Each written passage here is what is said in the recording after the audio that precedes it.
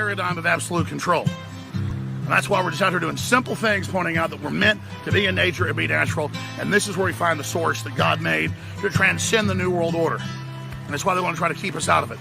I'm angry. I've had enough of these people. They're a bunch of Christian murderers, scum. They're on giant death factories, keeping babies alive and selling their body parts. What more do you need to know about these people? I go out and face these scum. They literally crawl out from under rocks. They have green looking skin and they run around screaming, we love Satan, we wanna eat babies. I have them on video. Hillary's in the creepy, weird, sick stuff, man. She sleeps in the same room with that creepy, weird woman whose mother wears a hood over her head. What the hell? That woman number one is ugly. Imagine how bad she smells, man. I'm told her and Obama just stink.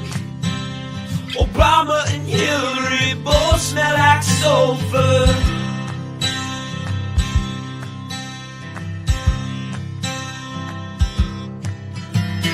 Literal vampire pot-bellied goblins are hobbling round coming after us. My spirit gets close to that evil and I feel it go.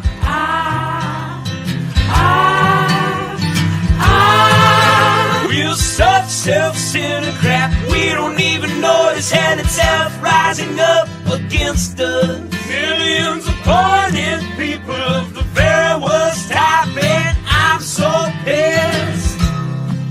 We're gonna stab your daughter at the mall. We're gonna stab your wife, your son. Gonna stab you with a butcher knife, and then the police chief is gonna say, we love our Somalis, we love our Muslims. Oh, they're so good, oh, they're so sweet. Let's go, it's time to be the GOAT. It's time to enter God mode, man, let's get it going, yeah. We about to put on a show, these haters don't even know. They're in too deep like a hole, and they about to find out what it means when you enter into my house. How it feels when you always seem to strike out. Cause I don't lose, no I win, I go all out. The air is filled up with suspense. We've got our dreams we must defend, and we know what we represent. So we'll keep fighting till the end, and we'll keep fighting till we win. This is our calling, this is our calling. Yeah, we'll keep fighting till the end, and we'll keep fighting till we win. This is our calling, this is our calling. Yeah, we'll keep fighting till the end.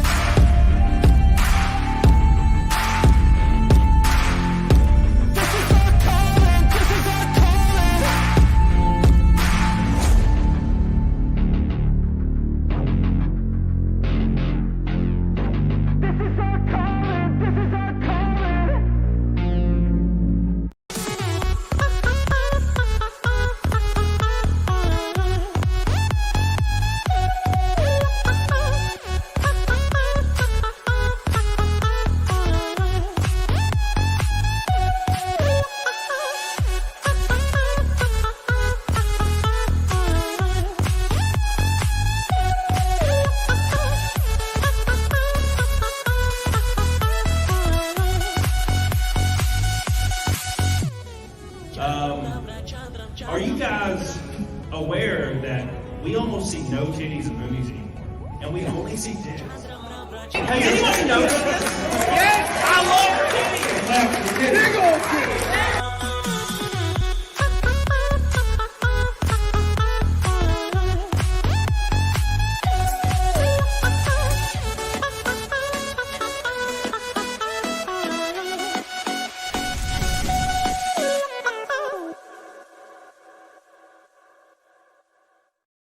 What's up, you big old bitches?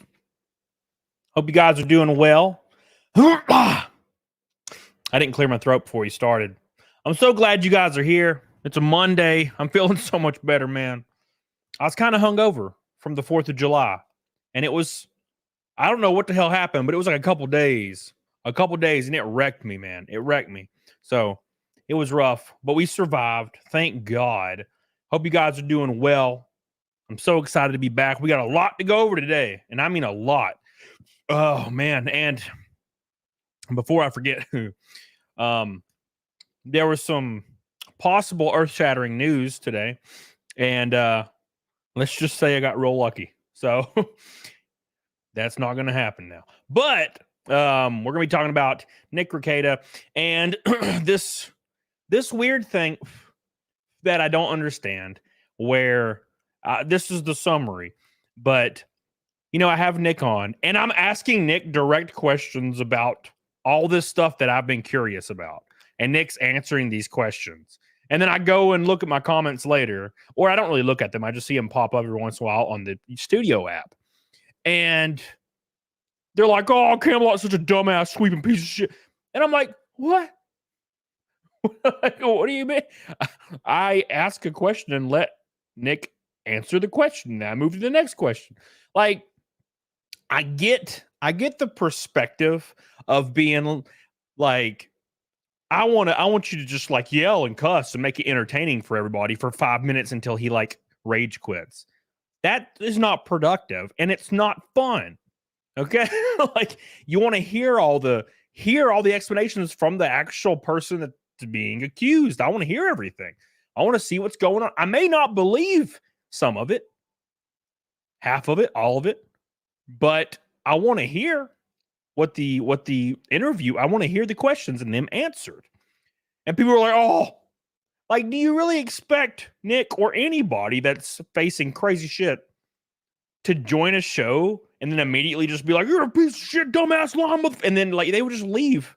It wouldn't. You get 30 seconds of fun, 30 seconds of interesting content. How dare you let him answer? I don't understand.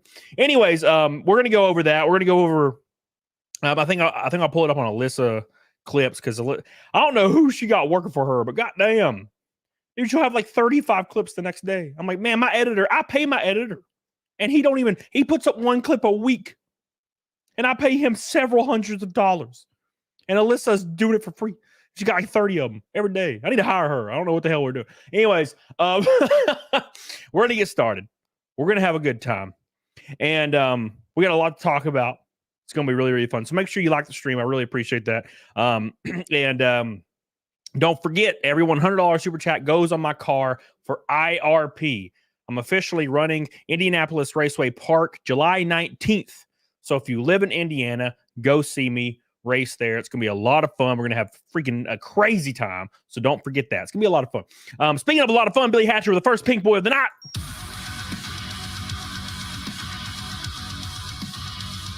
Some more Nick grifting. What about the video for Nick?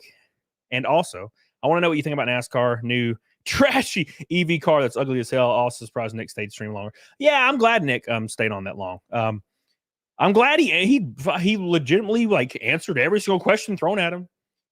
Whether you believe it or not. But I think people think that me letting him answer means I just believe it. Like overtly believe everything. Like, no, I'm curious as to these. I've been wondering all these things. That's why I was asking questions. I wasn't just sitting there like talking about, I don't know, racing. You know what I'm saying? Thank you. Anyways, thank you, Billy. I love you. I appreciate you.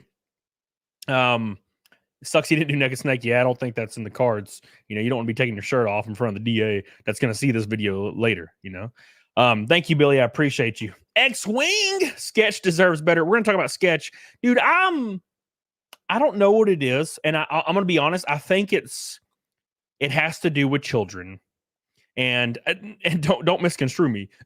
What I mean about that, and we're going to get into that as well. But what people need to understand, there's a South Park episode about this, by the way. It's called Cred or something. I hope you enjoy my widow's peak. I intentionally washed my hair and then slicked it back and put a hat on all day. So my widow's peak is crazy. I love it. I look like Vegeta. Damn you, Kakarot. Anyways, so the sketch dude, what people don't understand, and let me give you some context for the South Park episode. Every single time that a character implies that influencers are trying to influence small children, someone like the character of the part of the big business or whatever, they say data actually shows the average person online is 22 years old. Well, that's obviously bullshit when it comes to big streamers like IShowSpeed, Charlie, which Charlie's is probably a little higher, Mr. Beast. These guys that get like a billion freaking watchers and shit, it's children. People don't hive mind when they're in their 30s that much. I mean, they still do, relatively speaking, but children hive mind to a T. When I was in middle school, every single kid had a North Face jacket in hot ass Alabama. Every single kid had the same pants. Every single kid had Birkenstocks back then. You know what I'm saying? It didn't matter who it was. It was every kid. So they all watched the same streamer. So the issue is, when you have edgy ass dumb children like we used to be, thank you, X-Wing, by the way, you just say shit. And you probably don't mean it. I'm going to be honest. All those Call of Duty lobbies, we didn't mean whatever we said. We were just screaming. And what people don't get is all the people that are like roasting the sketch guy for simply being gay, like that's literally his crime. And the OnlyFans stuff, which I'd never cared about that anyway. They're probably 11 to 12-year-old kids or 13. Like every one of them, like flaming him, they're 12 to 13 years old. Because his demographic is probably 11 to 13-year-olds because they're watching those streamers. I'm sorry. You cannot convince me that a bunch of 30-year-old dudes are watching IShowSpeed, light bottle rockets, and scream for 30 minutes and flop on the floor and act like he's having a seizure. That's quite literally child entertainment. Like outrageous. That's children entertainment. So yeah, but people like the companies try to imply that it's 22-year-olds. When you look at IShowSpeed in public and the people that are trying to like approach him for pictures and stuff, they're quite literally 14. Every one of them is 14. So, anyways, we're going to get to that. But what I'm saying is the people that are roasting him, that are saying negative stuff about him either being gay or doing OnlyFans or whatever, it's probably children, and you're not going to fix that. Children do children shit. But it also doesn't require overarching tyrannical government legislation, which is what you're seeing in every aspect of life right now. You're seeing every single, oh, look, a 13-year-old said a really messed up thing online that was 100% meant to be an edgy comment to garner a reaction. And people are like, well, this is why we need hate speech laws. It's like, no, he's a 12-year-old. I remember being 13. Okay. I remember roasting the one kid everybody was roasting in the lunchroom, and I was roasting. I was doing the same thing because that's the best protection is roasting the kid. Because if you don't, you get roasted. And I was the only person. Like he's literally gay. Yeah, I mean, probably by I don't know. Well, we're gonna get into it. But anyways, that's kind of my opinion on that. But we're gonna go through the Nick Rekieta stuff first. Go through it because Alyssa's got about 500 clips on it. And then we're going to get into that. And we're going to get a lot of stuff going on, man. It's going to be crazy. Ballard, Fidelio, Tristan, what's up, dude? How you doing, buddy? Do you talk about kamikaze games? What does that mean? Oh, my God. Yeah, Jules. Thank you, Jules. Yeah, so we're going to get into more of this, but you ask questions like you said. It does not mean you believe it. It's going to come out the truth. What was he supposed to say? You're lying. You did the right thing. Yeah. Well, again, what people expected, or not really expected, they knew I wasn't going to do that. But what people would like to see is they want to see Nick go on Kino Casino or something, which he won't do because he understands he understands what will happen. He'll log on and be like, "Hey guys," and they'll be like, "Hey Nick," and they'll be like, "Did you feed your 9-year-old cocaine?" He'd be like, "No," and they just start being like, "You fucking liar! You're a piece of shit monster, mother!" And then he'd just leave. It'd be like 30 seconds long, and you would get no substance. You wouldn't get roughly any question answered, truth or lie. You would get nothing. And it would be kind of boring. You would get one clip out of it, Alyssa. One. And you got like 20. And that's a good thing. I'm all about it. I'm going to pull them bitches up. Because I ain't about to. How the hell am I going to find them? You know what I'm saying? Like I said, that's who you should hire. Alyssa on DM her. Hey, can you like run my clip channel, please? God, Jesus. Oh my God. All right. Anyways, so we're going to pull up some videos real quick. Thanks, everybody. Love you. Appreciate you guys so much. If you have not yet, boo. Yep. Please do me a favor. And oh my God, why am I logged out of everything? I don't get it. I don't have a log out feature. I just stay logged in because I'm a boomer. But no, apparently, Katie did. I never get recommended Katie did though. She's always been nice to me though. Which doesn't really factor in. I'm just saying. All right. All right, cool. All right, we got it. So if you guys did not know, no. Yeah. Oh, yeah. Load, please. Thank you, sir. If you did not know, I have new merch out. It's for racing. It's the second run of the racing merch. It is a sweet-ass design. It's right here, right now. You can get everything you need. Everybody has been sending me pictures today. Everybody. Been really cool. I'm getting their tank tops and shit and whatnot. So go give it some love, please. Helps me out a lot. It's basically meant to help cover my travel cost for racing because the travel costs are insane. I was like, it's only $1,000. Go down to Daytona, blah, blah, blah. And then I realized that's every week for the whole year. Oops. So, yeah, there it is right there. Give it some love. I appreciate you guys. All right. And also, every $100 super chat goes on my race car at Indianapolis Raceway Park. Right now, I have about 15 names on it. So that's right there. So we got everything going. And plus, 323rd Naked Snake in a row is what we're up against. It was review taking too long. Damn you, Rich. Stop hacking me, Rich. God. Oh, Rich. Roll Tide. All right, so we got one of your shirts yesterday. Oh, hell yeah, Amelia. Thank you. Cool. Let's see where we got. So we're going to pull up some stuff. We're going to have a good time doing it. And I need to put headphones on. And I have a headache, so that sucks. But it's all good. It's all good, man. I'm still suffering to this moment, this last moment of a brutal headache from the 4th of July. You know what it is? Don't drink beer. I don't drink beer. I drank like 4 White Claws. And then you know that one guy at the party that starts handing people shots of low shelf crap. Started he's handing everybody shots. I'm like, no, please, God. And then, of course, you get to the point where you're like, I'll just drink beer. Because it just tastes like water, or like seltzer water or something.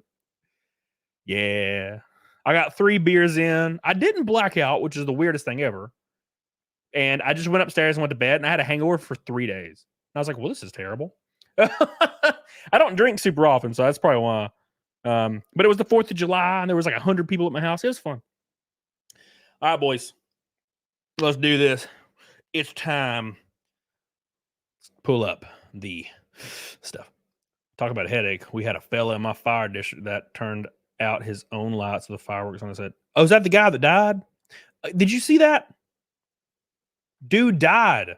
Dude was celebrating the 4th of July, put a firework on his head, and it popped and killed his ass.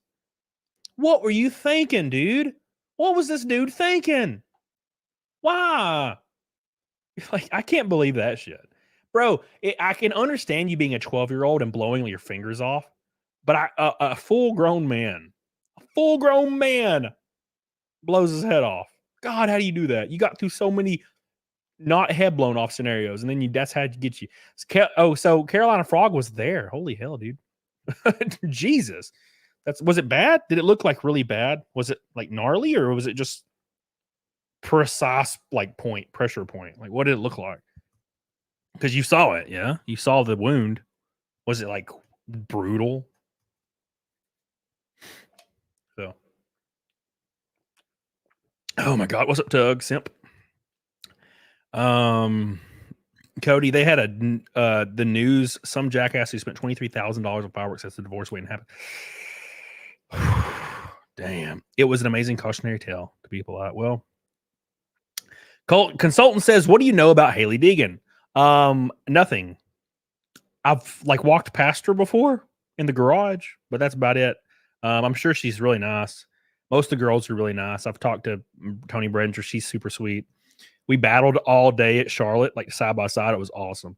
But I don't know anything. I know that she left the 15 team, and it was just one of those amicable part ways thing. And I'm like, I don't know. You never know. Everybody can speculate, but we'll see. We'll see. I hope she does well. I hope she comes and runs ARCA full time. I'd like to race her, but she be in a top ride. You're gonna beat my ass. God, stop beating my ass, everybody.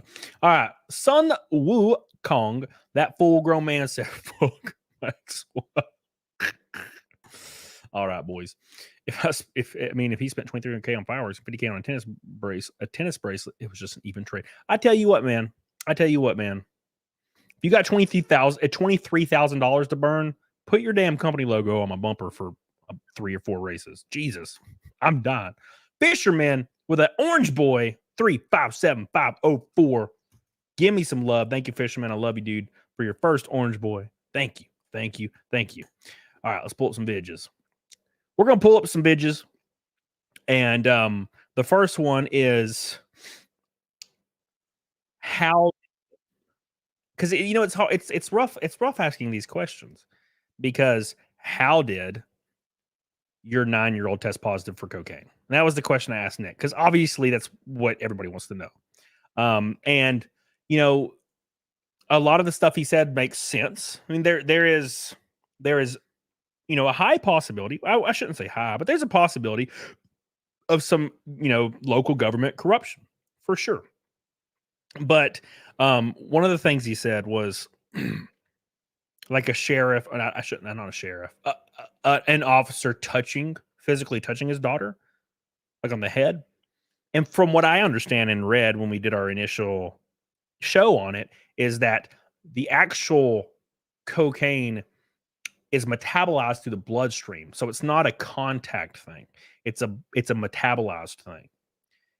So that's that was the last thing he said about it. But so I think that kind of ruled that out. But still. Anyways, let's pull this up and we'll go forward. Beep, beep, beep, beep. Boop. It's within the hair follicle. You can't fake that. Yeah, Adam. So that's what I'm talking about. Now, the issue is you cannot fake those tests. Yeah. I think that's where the government, like kind of local government or CPS thing, where it's like a big conspiracy. That's where that comes from. And I shouldn't say conspiracy, but I'm just, I'm trying to make sense of it. Maybe either someone A fucked over somebody or is trying to fuck over somebody, or B, the test was fucked up in some way, shape, or form. And I'm already 100% sure that he's requesting another test because they keep multiple hair follicles. But anyways, let's go. Let's listen to this and you can tell me what you think. Boo, boo, boo. Man, I had such a bad hangover during this show, guys. I had such a bad hangover. I'm just looking out. My face is bloated as hell because of so much alcohol. All right. What do you like? How do you let me speed this bullshit up? I talk slow, man. I'm a redneck man, so I talk slow, guys.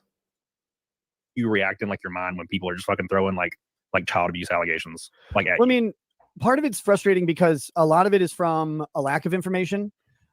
So when in the search warrant, like one of the CPS calls was mentioned. Now, these calls happen when somebody decides they don't like something, and so they call in. But CPS ignored those calls for us. Now, I've been fucking swatted. I've had a couple CPS calls. It turns out they don't tell you. You have these couple CPS calls go through, and they decided that they weren't worth looking into.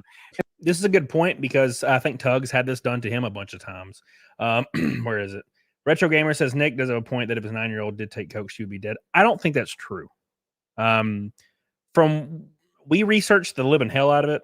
I think it's a possibility that she could have very adverse responses to a medium to high intake, because it was daily or weekend use is what it was, basically compared to. But I don't think it would kill her. She would probably have signs of being on it, which I think he alluded to. You know, I think that's what he was alluding to when he was like, there would definitely be signs, right?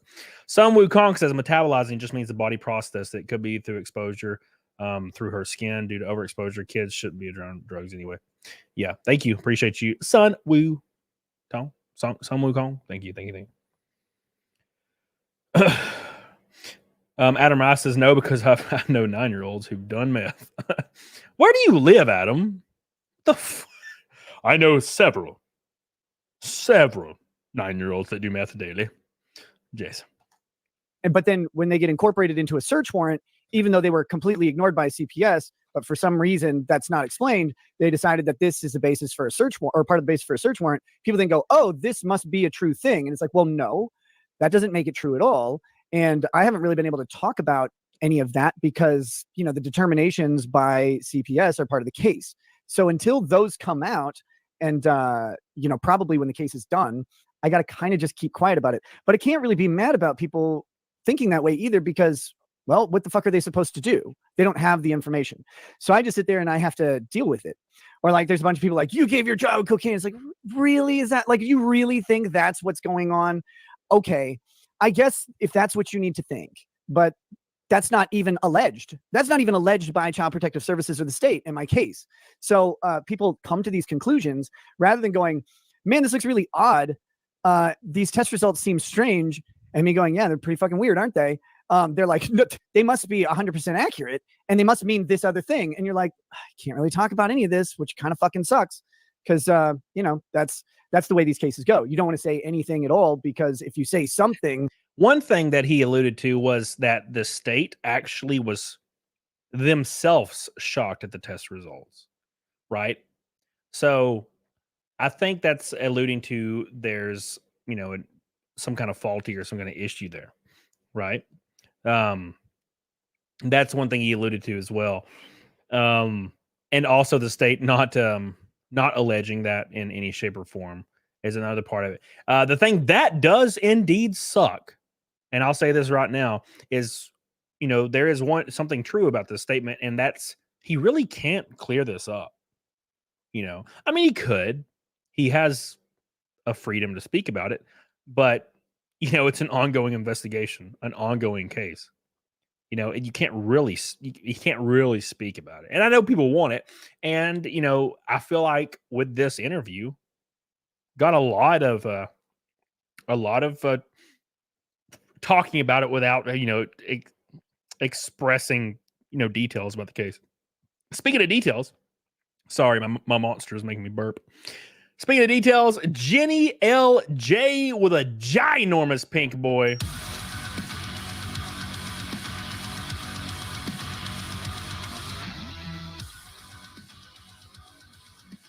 Thank you so much. Jen LJ says, hi there, Mr. 331. Shake and bake. Thank you, Jen LJ. I appreciate you so much. You're so good to your boy. A gold and a red away from a rainbow night. You're so good to me. I love you. Thank you. Thank you, Jenny. Jenny L, everybody. I love your logo. I don't know why, but it's like biologically speaking to me. It's like the right colors and shapes. And I'm like, ooh. It's like those mobile games that get people to like pay money. It's because they use stuff that just clicks with their face. Oh, thank you, Jenny. Sun Woo Kong says Adam knows kids with ADD. Fuck school system. Thank you. Somebody in the chat says the test equaled high use for an adult. From what I remember, and don't quote me, but from the original stream I did of this, it was medium to high use. It wasn't high use. It was medium to high use. Now, for a kid, obviously, it'd be high use. But it said daily or weekends. So you could like blow through some on a Saturday and Sunday and reach that amount from what I read. So thank you. James says, EPS is evil. Look up all the kids they've lost. I don't know nothing about that, James. Listen, James. Listen. Without talking too much. I've been through too much the last 2 weeks. I ain't even getting close to talking about that shit right now. Whew. Whew. one statement about got my life ruined. Okay, you gotta be a little bit careful nowadays. People, they looking for you, man. They paying attention. So Otto Ramel, by the way, with a ginormous, fat, swollen, veiny red boy.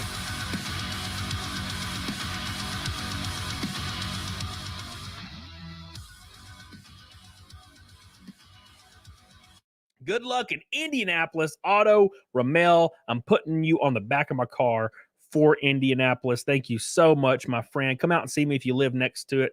It's gonna be a lot of fun, dude. A lot of fun. Thank you. I really appreciate that, Otto. You the man, son. You the man. Thank you. Otto Ramel. And that is a rainbow night. Amelia, way to go, boy. Thank you, Amelia. I appreciate you. I love you. I appreciate you. Altered B says, think Nick was making old-fashioned Coke and his kids had to see it. like Mexican Coke, or like the old Mexican Coke. It's Otto Romel, like the 40s. Okay, look, Art, damn you. I don't know things, Art. Okay, I know you're intelligent, but I'm not. I'm just a normal-ass dude, okay, from Alabama. Okay, I apparently live in a hobble or a holler. Don't even ask me what the hell that is. It's like a hill. It's like between a hill or some shit. So, thank you, Amelia. All right, let's continue. Beep, beep, beep. Ooh. That ain't right. Maybe it is. Oh, sorry. I didn't mean to scream, guys. Apologize. They'll try and use it against you in some weird way. And it's like, well, I don't know. I know what didn't happen. I know for a fact what didn't happen. So I kind of know that like a lot of the narrative out there around some of these things is just completely, it's fiction. But again, people have only the information that they get. So you just have to kind of suck it up and deal with it while the government's like staring you down the barrel of the fucking Liberty gun. And you have to just wait and let people have their opinions. It sucks, but that's what you got to do. Dude, I would be so stressed out. Look at Zia's boobies. Jesus, what a great woman. Yeah, what a great woman. I love when people remember, like, they remember that I'm a degenerate and I love women and like women's bodies. What do you mean? You like her? Yeah, of course. What? You give me? Kumalot's a degenerate. Yes. I tried to change my name to Kumalot on YouTube and it wouldn't let me. And I was very sad. It was like, you'll lose your verification for up to a whole year. And I'm like, nope, can't do that. Oops. I'm sorry. Look, if people are really confused about a lot of the shit in the case, and like they're like, holy shit, this is a surprise. You're not alone. They're being a surprise on some of this really outrageous shit. But, like the process of going after that stuff and going after that, first of all, the process of getting that information is a whole fucking story. And then the process of going after and trying to correct what has to be erroneous is like, you can't just be like, nuh-uh. Some people are like, well, why don't you just bring clean drug tests to the government and get your kids back? It's like, oh, you think I don't have a fucking litany of clean drug tests to give into the government? They just don't give you your kids back. It doesn't work that way. It'd be amazing if it did, but there's a lot of people that could get clean drug tests and just hand them over, but they wouldn't be clean. Luckily for me, I'm clean. That was easy as fuck.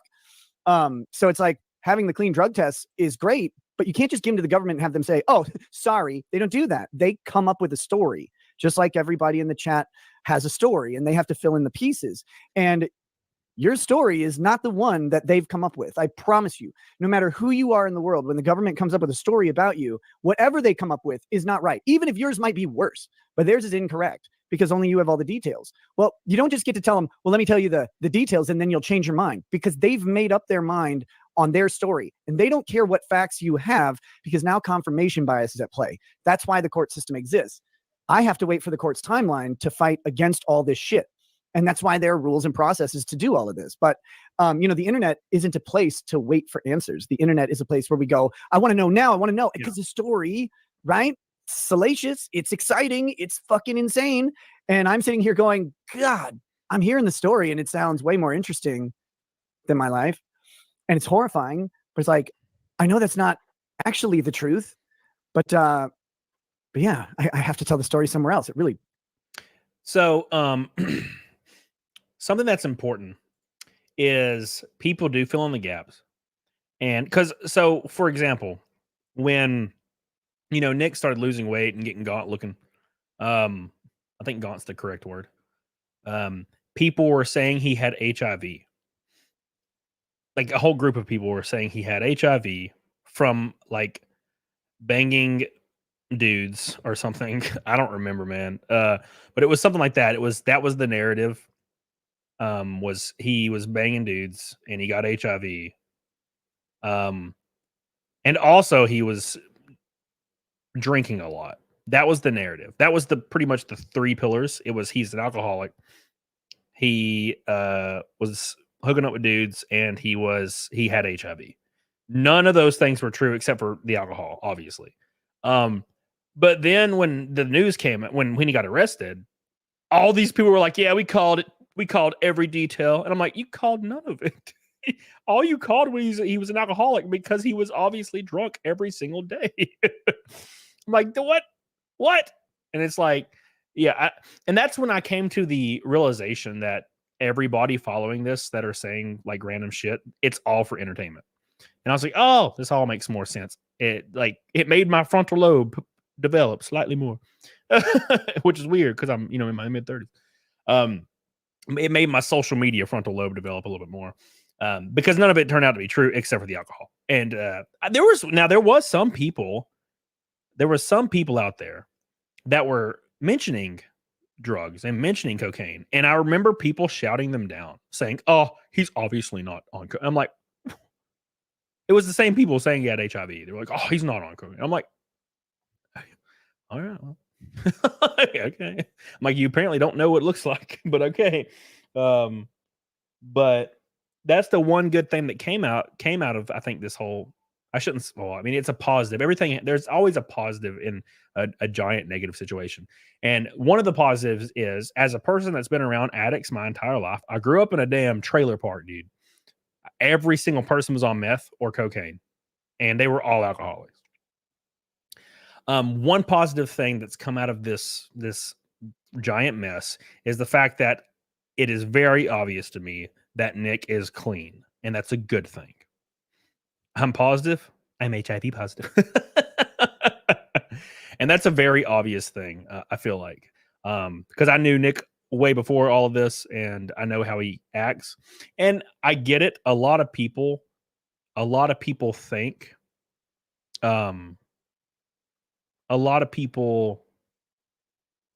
they think when somebody's being normal that's the same thing. If you've been around addicts at all in your whole life, you can tell immediately. I can meet somebody and within 20 minutes be like, this person's on Xanax every day. Easy as fuck to see it. Or this person's on cocaine, or this person's, on heroin, or this person's on meth. You can see it immediately. And that's one thing that I've noticed, and that was very nice to see. I'm like, oh damn, he looks good. His hair's combed. He's not splotchy and strange looking. His eyes aren't darting everywhere. His pupils aren't dilated. He's not stuttering. He's speaking in full sentences. I mean, it's all very small details you can pick up on immediately. And also your attitude changes. Usually addicts, and almost every type of drug except for marijuana, obviously, and maybe a little bit, it depends on who you are with alcohol, it makes you slightly mean. It's a weird kind of mean. It depends on what you're on. Some is worse, sometimes it's not. But it makes you slightly more mean. And that's something that you can see, right? So that's good. But yeah. Scott Woodford, nice. Gifted 1 membership. Thank you, my friend. I love you. Appreciate you, dude. Thank you. Really now says, bro, what's up with reacting to reacting? Bro, you gotta milk the cow, bro, for all it's worth. Okay, I'm milking the son bitch. Thank you, really. Some Woo Kong says, judging character by how her boobs look, I see alimony in your future. Also, maybe the lab accident mixed the kid's hair with the wife. Oh, that's kind of one of the lamest theories that I had immediately, right? I'm like, okay, well, maybe one of these hairs were mixed with, one of the parents, right? So, anyways, thank you, Sun Wukong. Anyways, oh my God, MNHS06. I'm not going to flame you too hard. I'm going to caution you in the fact that you do not know his full medical history i.e. narcolepsy, even though I've known about his narcolepsy for 5 years. Narcolepsy can have very similar symptoms to being under the influence.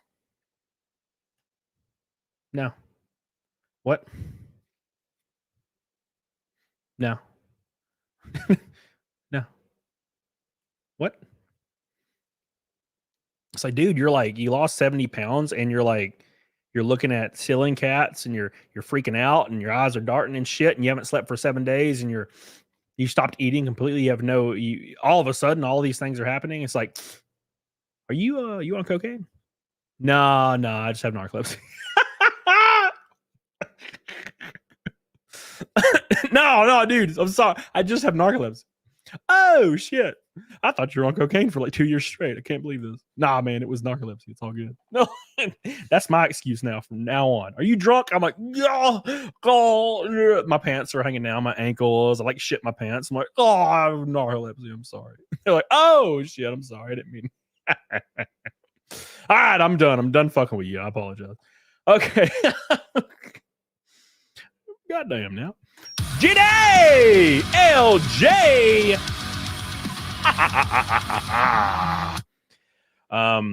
Stay happy and smiling. Thank you. Another pink boy putting us 290 from Naked Snake. Thank you so much, Jenny. You look so good to me. What is this? KY says my CD shirt came in today. Thank you. Send me a picture, baby. You left out how their mean rants are always directed at easy targets. They don't dare attack a man their size while on drugs. Well, I guess it depends on the gender because every woman I knew in my life, like every female family member, when they were on any kind of drugs, whoo, they were mean as a snake. Mean as a snake. I tell you what, dude. Oh my God, it was rough. It's rough, man. Sucks. It's not fun. Dude, I had people that cared about me and I cared about them come into my room at my house and steal everything I owned to pawn it. Something they would never do while sober. Ever. It's the craziest shit ever, dude. Wild. In his defense, narcolepsy can be caused by cocaine. Well, son of a bitch. Thank you, son of a bitch. I appreciate you. All right. Here we go. Really funny. That clip's over. All right. So let's move on to the next one. Because that was the one, you wanted to ask the most was the cocaine kid thing. Now, one of the things that's kind of like a lot of people see it as lawyer speak, and I kind of understand as well, is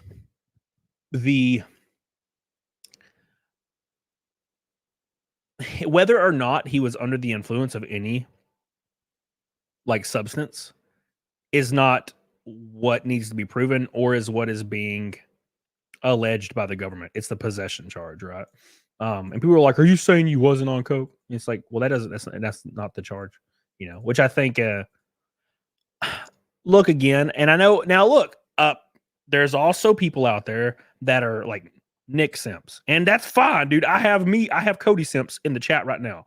Okay. Mick Stellar I'm not flaming anybody. But these people were also giving like a laundry list of excuses why Nick was acting erratic and losing weight. Right. And I'm like, bruh. That's the only thing that was like that ever bothered me really about the situation, other than like the kid thing, because that was relatively new. But it was like I accidentally lost 70 pounds, and I'm just like, I'm like, bro, you know how hard it is for me to cut 30 pounds in 2 months during like off season or the cut season for bodybuilding. You know how hard it is. It's brutal. It is like the worst thing. You get used to it after 2 weeks, and then you can kind of sustain a month and a half, and then you start going crazy. And it's brutal. And that's 30 pounds. And I have 30 pounds to lose, so it's like accidentally, I'm like, come on, no. Come on now, damn it. Be Quick says, man, I don't get the Rekieta hate. Y'all acting like he gave his kid coke or something. Oh, shit, wait, bad joke. It's again, people who think that an 8-year-old was sitting there railing lines of coke you're insane. Like the amount of, first of all, if they thought that was happening, I wouldn't be able to be on the show. We'd be talking about way different charges going on here. Like that, those would be leveled. Those aren't even allegations by the government. The government doesn't even say that. Second of all, there probably would have been a funeral. Children doing drugs is not like adults doing drugs. And those test results are fucking terrifying. So I know that like for some people it's a funny joke. For me, it's not that funny because it's like when we heard this result, we were fucking dumbstruck. We're baffled. We're like, and I flat out said, I said, that's a fucking impossible result. That's an impossible result. And at some point, I'll get to tell you guys how the state reacted to that statement and the things that we demanded the state do, and the state's response to those things should actually make people really fucking angry with the state. But that's not a thing that like goes on. And when you put children, our children were out in the community with various teachers and various instructors and music instructors, class teachers, various church events. No one had any reported behavior of our children acting erratically or in any concerning way that would imply that at all. And our kids are all fucking literally picture perfect health. They're all above average height and weight. They're all of their levels are healthy. The state is having trouble reconciling this test with the reality before them. And that's part of the issue. But again, none of that part of the story gets told, especially when documents that really shouldn't be leaked due to laws in Minnesota get leaked. That's something where only part of the story comes out, and then people are basing it off of that. But anybody who thinks that there's an 8-year-old just sitting around huffing down lines of cocaine with no adverse effects, with no reports of concerning behavior, with no reports of withdrawal symptoms or anything like that, I'm sorry, your worldview is skewed. But if that had been an accusation of the government, we would be under very, very different, because I'd be broadcasting from fucking shackles, guys. Like, that's not happening. I think that's a good point. Because when he said that, I thought it was a good point. I'm like, yeah, I mean, if that was what the state was alleging, it would probably be a much different, at least if he even got bail, it'd be probably astronomical. Where did straight out your mouth? Okay. Said straight out your mouth, says from the comment section in your last video, Nose is saying CPS is refusing to retest for now. Yeah, I saw that actually. Now that you remind me, thank you. Which is interesting. Very, very interesting. So I guess we'll see how that plays out. Thank you. Straight out your mouth. Yeah. It never did. That's kind of what I was thinking after because the first day when I read it, everybody was speculating, including me. And was there ever like a thought, like when you saw the result, was there ever a thought, just like a stem thought somewhere where you're like, holy shit? So this is where Nick implies that somebody could in his first thoughts, like his first like maybe knee-jerk reaction, somebody could have given his children something, right? Somebody may have tried to do something and I didn't know about it. Oh, is there a possibility that someone else came into contact with my child with drugs? Is that what you're saying? Yes. Yeah, that's certainly a possibility. And it can happen in nefarious or non-nefarious ways. But yes, that's absolutely possible. But what I know is that my child wasn't doing drugs. I know that because there's no behavioral signs. There's nothing like that. There's no adverse health effects. None of that is going on at all. And it's why when the test result came back, we said, this is fucking impossible. Like, literally, this is not a possible result. Something's wrong. We don't know if there's an issue with the lab. We don't know if there was some sort of external contamination by someone else. We have no fucking idea. But we know what wasn't happening. And yeah, is there a worry that someone else may have done something either nefariously or something like that? Yeah, absolutely. Of course. We want to know too. It's just the question is, we don't know how to find out. And we're on a timeline where we haven't had the opportunity to even investigate it. Oops. No, don't. What did I just click on? Nothing. Okay.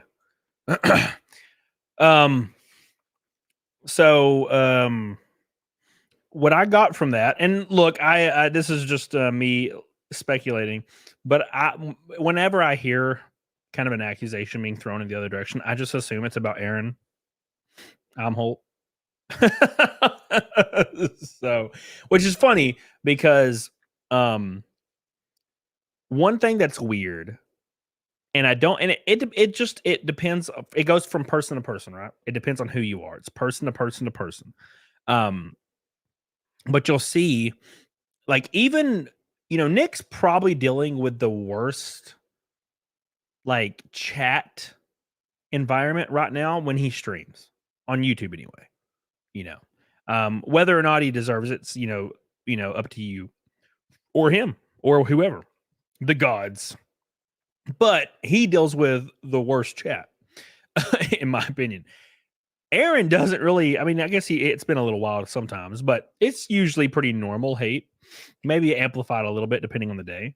But Aaron also bans a lot of people from his chat, which is so weird to me when you have this image of like shock jock, like this shock jock, like old style New York, like Howard Stern, like shocking, like overacting kind of character. But then you like ban everybody. Something weird about that. I don't know. It just doesn't feel like it doesn't fit, because so I think I said something in chat and got muted. I don't even remember what I said. It wasn't even, I don't go in people's chat and say fucked up shit. I might just ask the question. I don't even remember. Or I said, and I got banned. I got muted for like 200 seconds or something. I was like, okay. Okay then, Jesus. What the hell I do? All right. Emil says, chat ain't for me here. I'll be watching you race. Thank you, Emil. I appreciate you, baby. Good luck on your career, Emil, again. Thank you, my friend. Emil, going hard for me. I appreciate you, dude. Aaron, help the kids traffic the drugs, Lily. Some Wukongs to stealing your stuff is one thing, but coming in your room is terrifying. I'm sorry, Cody. A swing on my pitches. Not married women, though. Thank you, son Wukong. I appreciate you. Thank you. Thank you so much. Love you. All right. Next. I'm surprised he came back to streaming. Seems like a mental torture with all that's going on. Yeah. It's kind of rough. I guess it depends on who you are. But a lot of people also, it's what I have to stream, man. I know I'll take about 5 days off sometimes if I'm gone, if I'm out of town for racing. But there's this weird gravitational pull that makes me want and almost have to stream. And I think it's because I feel like alone if I don't. Because I know this sounds really dumb. It's like parasocial on my side, but I like seeing the same people in the chat and talking to the same people. It's weirdly like comforting, I know that seems like hyper, gay, but I don't know. I like it.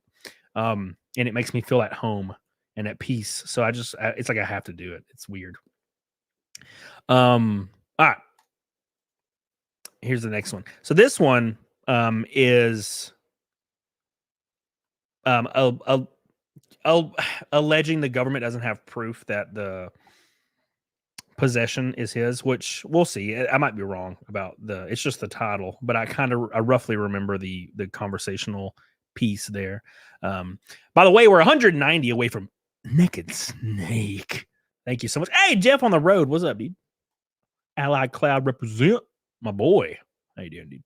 Catalina. Thank you, Peter Ferraro. Mega Mobass says, Nick, I've been a long-time follower, a long-time supporter. I want to believe you being sober is a big step, but I would never forgive you if the state allegations are true. I don't want to believe it. Thank you, Mega Mobass. Yeah, man. I wouldn't forgive me if the state's allegations are true either.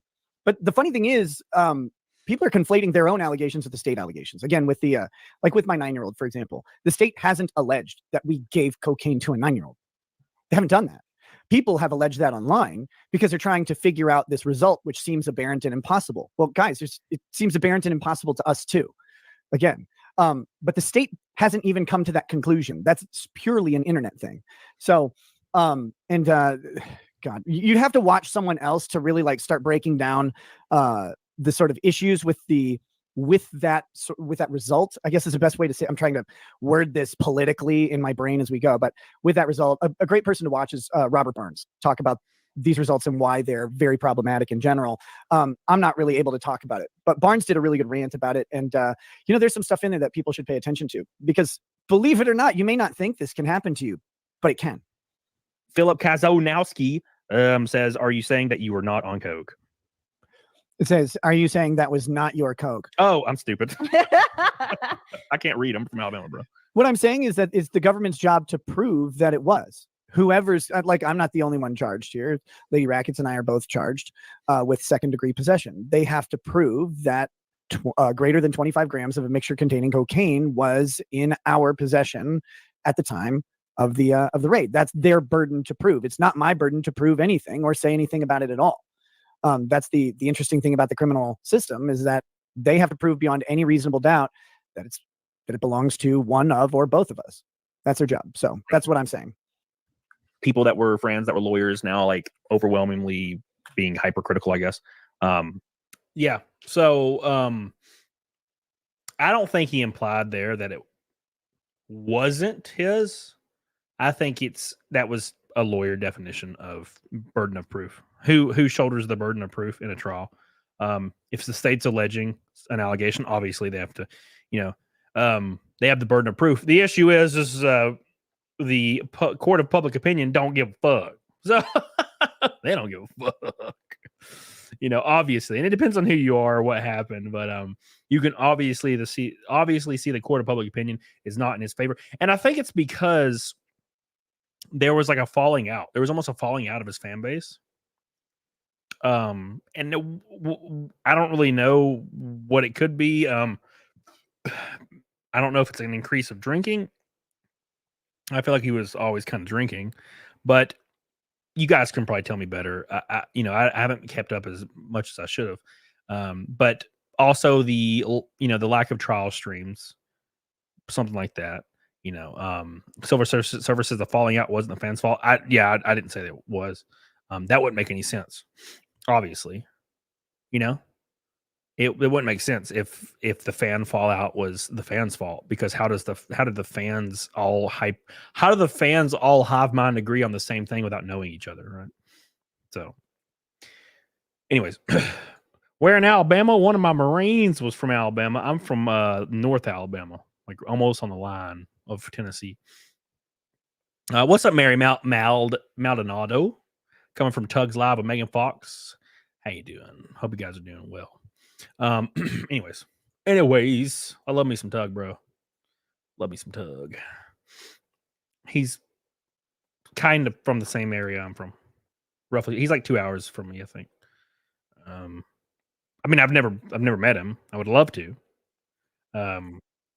So this next one's about the actual body cam footage itself, which is actually very interesting, because I think that's going to be very telling. And I don't know, it's not the popularity, but the interest around it's kind of faded. And I think when it does eventually come out, interest will be reignited for it. But it also might be a nothing burger. You might just see Nick kind of being a dick to police, which that could go either way, right? So, Straight Out Your Mouth says a lot of it was horrible scheduling, constantly blowing smoke up our asses. That was going to stream and ghost. They totally deserve locals. Yeah. So I've had thoughts, and it's not necessarily directly about Nick and personally, but when I would see Nick announce he's canceling a show for like the fourth time or third time in a row, even if it's one after the fact that it got like old. But when I saw him cancel like for the third time, I'm thinking to myself, just don't say anything. Because there's several times where I've canceled a show that I fully intended on doing because I just felt gross, right? I didn't stream Wednesday. And I was supposed to stream Thursday, and then I got, I had a party because it's 4th of July. I didn't plan on it, but freaking everybody's friend of friends showed up over and over and over. And I didn't stream until Saturday.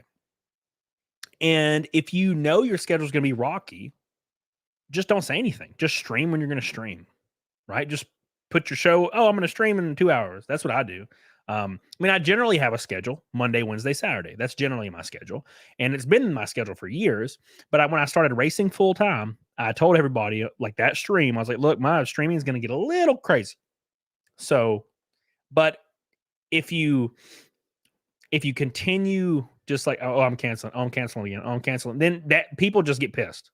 I would just say nothing. And I feel like that's a small thing you can do to kind of negate a lot of that like crazy shit. Because then it gives people an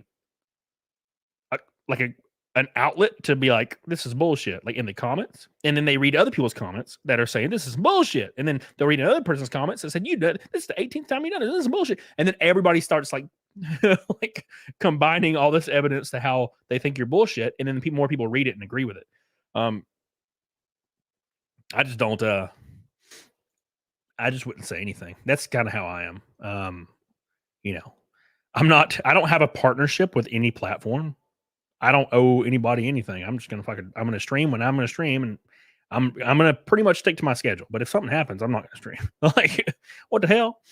My dog got hit by a car. No, I'm gonna go to the vet, and I'm gonna stay at the vet and wait for my dog to survive. I don't give a damn. You know.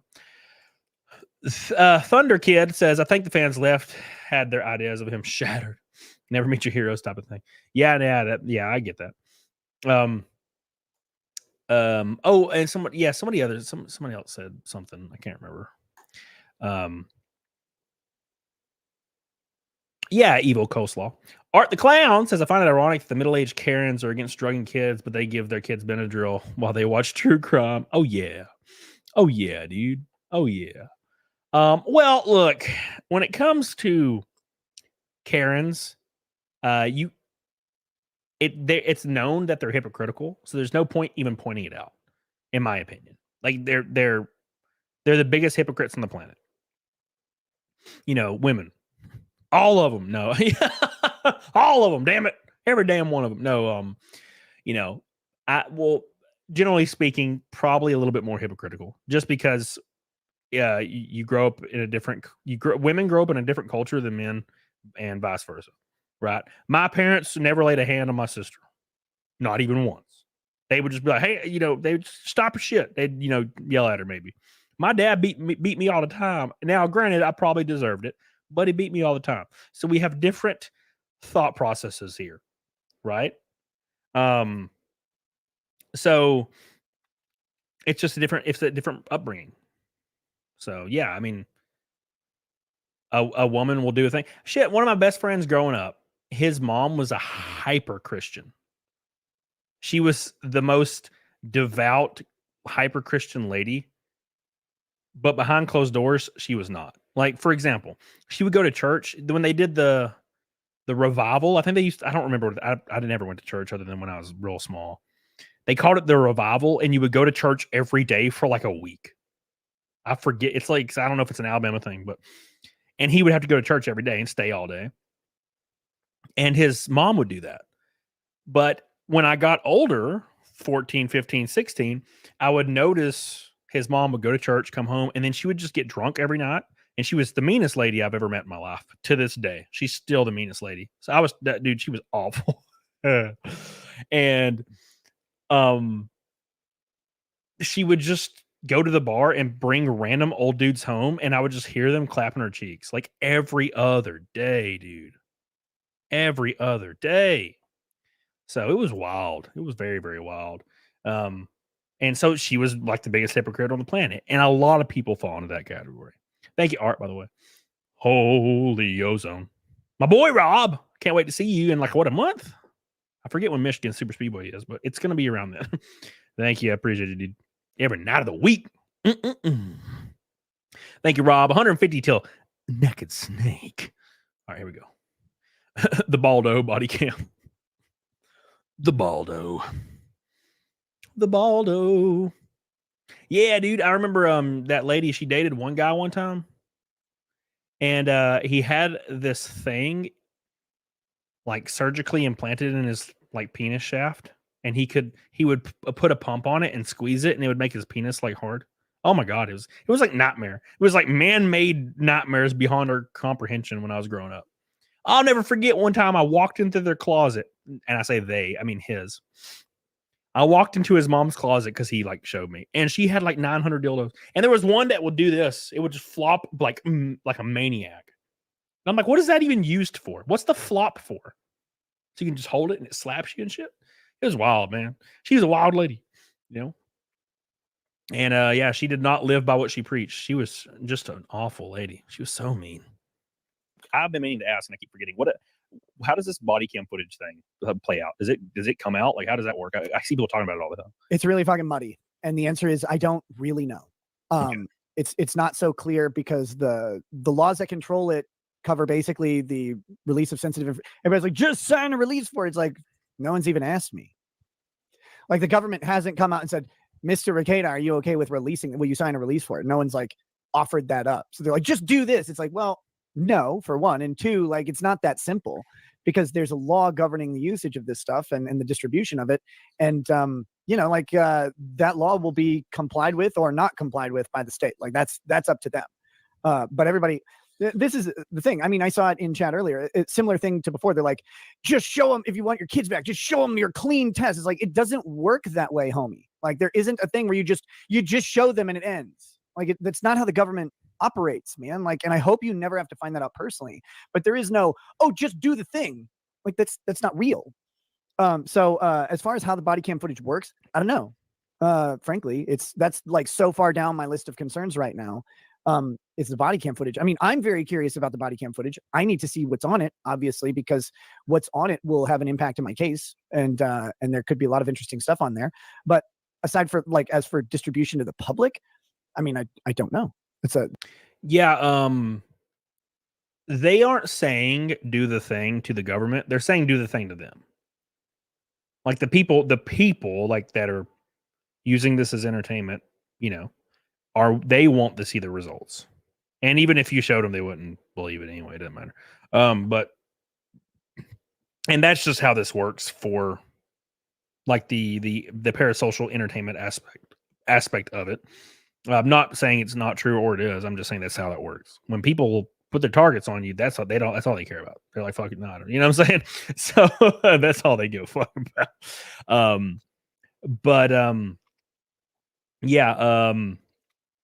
The body cam footage will be very, very interesting. It's gonna be very, very interesting to see. As far as people saying like France will turn their back on France, one thing about this whole situation is the day I decided I was going to make a video or do a stream about this, I text Nick and told him, and he would tell you that. I was like, hey, I'm going to do a show talking about this tonight. And I'm like, are you cool with this? And I remember I was doing something to my pool. I was like putting chemicals in it. And I texted him, I'm like, hey, I'm thinking about doing a show talking about this. Like, what do you think?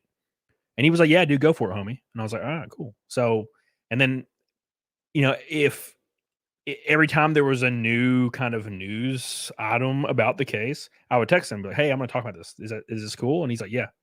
So, you know, even if I disagree with a lot of the stuff or do agree or whatever have you, I mean, I don't disagree with all of it or agree with all of it. I've never worked that way. I'm not like that. You know, I just ask, and a lot of people do turn on their friends. I get it. But the thing is, you know, I was kind of critical of the first stream because it was all really fresh. And then the next stream I was, you know, well, this makes sense. This makes sense. And then the next stream I was like a little bit more critical. And the next stream and then the daughter testing positive for cocaine thing came out and I talked about it. I was a little bit more critical about it. And I was giving theories to what could have possibly happened. I gave like 20 different theories for how this could have happened, right? And one of the theories were clipped out, and it was on Twitter, and people like large creators were calling me a fake friend and a backstabber. And I was like, bro, like, how do creators of substantial followings, how do they see an out of context clip this day and age, especially being a creator? How do you see an out of context clip and you claim that creator is a piece of shit? How do you see that? Unless they say something overtly like ridiculous and crazy in a hateful manner and it's obviously not out of context, that's different. But I quite literally was like, well, this is a really fucked up theory, and you know, you never know. Here's another theory, and there was one of my theories that clipped out, and somebody was like, "Well, you piece of shit, fake ass friend," and I'm like, "What the fuck? How do you not know that people clip shit out of context all the time and then like make assumptions. When I see clips on Twitter of a creator and it's like 10 seconds and they're like blah blah blah blah blah, I pay no heed unless, like I said, it's them just saying something crazy like the N-word over and over or something, right? So that's it's so weird that creators can be swayed by small clips. That's the weirdest thing to me. I mean, you know how many clips I've seen of Review Tech USA saying some crazy shit, and I never really thought anything of it until like I started looking into the thing with him and Jay and the computer and the hacking. You know, until I like really looked into it, I didn't really form an opinion on it. But I saw tons of clips of him saying crazy shit. And I didn't really think two things about it. But there's creators out there that get clipped every day out of context, and they also just believe clips. That must be like a low IQ thing. And look, I'm not saying I have a high IQ. I know my IQ's freaking rock bottom. But that's just one thing I've never understood. It's the clip thing. And I'm not saying it's Clip Channel's faults at all. They serve a purpose. I'm just saying, like when creators form their opinions based off of clip channels. And that's why, I mean, I'm glad these clips are like 5 to 6 minutes long. It's when a clip's like 10 seconds or 20 seconds long and somebody forms an entire opinion based on 20 seconds. Weird. Somewhat Woo Kong says she was upset you were too young to get it done. Oh, thank you. Sunny Hard said, how and when do you drink alcohol during a cut? I don't. I quit drinking for cuts. Thank you. Jenny with a pink boy. Pretty please have a pink letter J for me on your suit. On my suit? I'd have to sew that shit on. I tried to sew something on my suit one time and my fingertips were bloody because I didn't have a thimble. But you did, yeah. You're 3 pink boys. I'll put you on the trunk lid. That's only fair, I think, because you asked and you put through 3 pink boys at me. So I appreciate that. Get on it, doggone it. I love you, Jenny L.J. with another pink boy. Thank you. Oh, by the way, make sure you like this stream. We're 100 away from 500. Give it some love. Thank you so much. And we are 100 even away from Naked Snake. Thank you so much, Jenny LJ. All right. Boo. Ba-ba-boom. That's not my area. Oop, that was fast. ran out of clip right there. All right. Pull up the next. And then we're going to get into sketch. Oh, sketch. All right.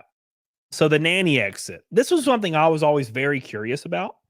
So this is why I asked this question, like what happened to the nanny? Because, you know, a lot of these things have a root cause from Nick has, you know, said it over and over. It's because his stress levels went through the roof, obviously, because his nanny left. I mean, that makes sense. When my maid can't come to my house, like for a whole month, dude, it's terrifying. I mean, I obviously straighten up, but God, you know, it's like, she does a lot, man. She does a lot. So, Johnny David, shout out to my 14-year-old son, Lachlan, racing karts. Lachlan. How do you pronounce that? Racing karts. Thank you, man. 3 months. Appreciate you, dude. Hell yeah. All right, here we go. I'm retarded. Yes. All right, Here we go.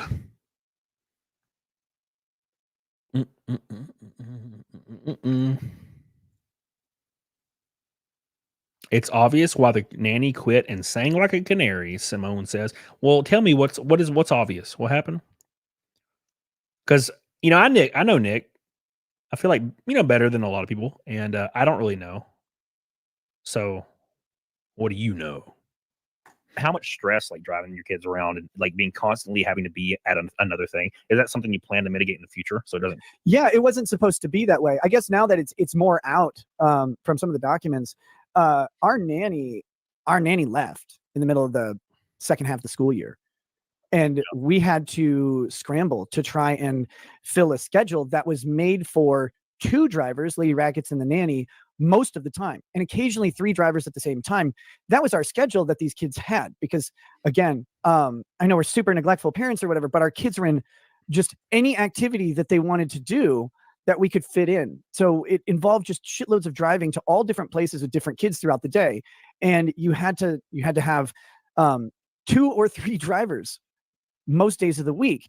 And you also had to be watching the other kids needed adult supervision. So sometimes that meant that even if you had 2 drivers going, if you have the younger 2 girls home, for example, you know, they need to be supervised. And like, I couldn't stream for that time, but our nanny left in the middle of the school year, which was a huge blow. And having to replace her with help from friends didn't work out as smoothly, because you go from a person that you pay to do this, who's been doing it for years, to not having that and having to kind of patchwork it in. It was extremely stressful, and you don't want to say it. I didn't want her information out there. I didn't want people looking for her in any way. You know, she was a part of our family for a very long time. And so like having that all occur in the middle was jarring and kind of devastating for us, because it's like, how do we finish out this fucking school year? You can't just rearrange the schedule. It was made in the fall, and now it's spring, and you just have to get through the end of the school year, because your people, like, you can't reschedule piano because they have a bunch of other students. You can't Yeah. So this is Amelia brings up a good point, and this is what I was just thinking about. I was actually thinking about what Amelia said, which is really weird. She said it's a hard decision to leave because you love the kids, being a nanny, obviously. And if this nanny is in this like situation, it's a live-in nanny, right? I might be wrong. You develop an attachment to the kids, so that leads me to theorize that what happened had to be pretty damn devastating, right?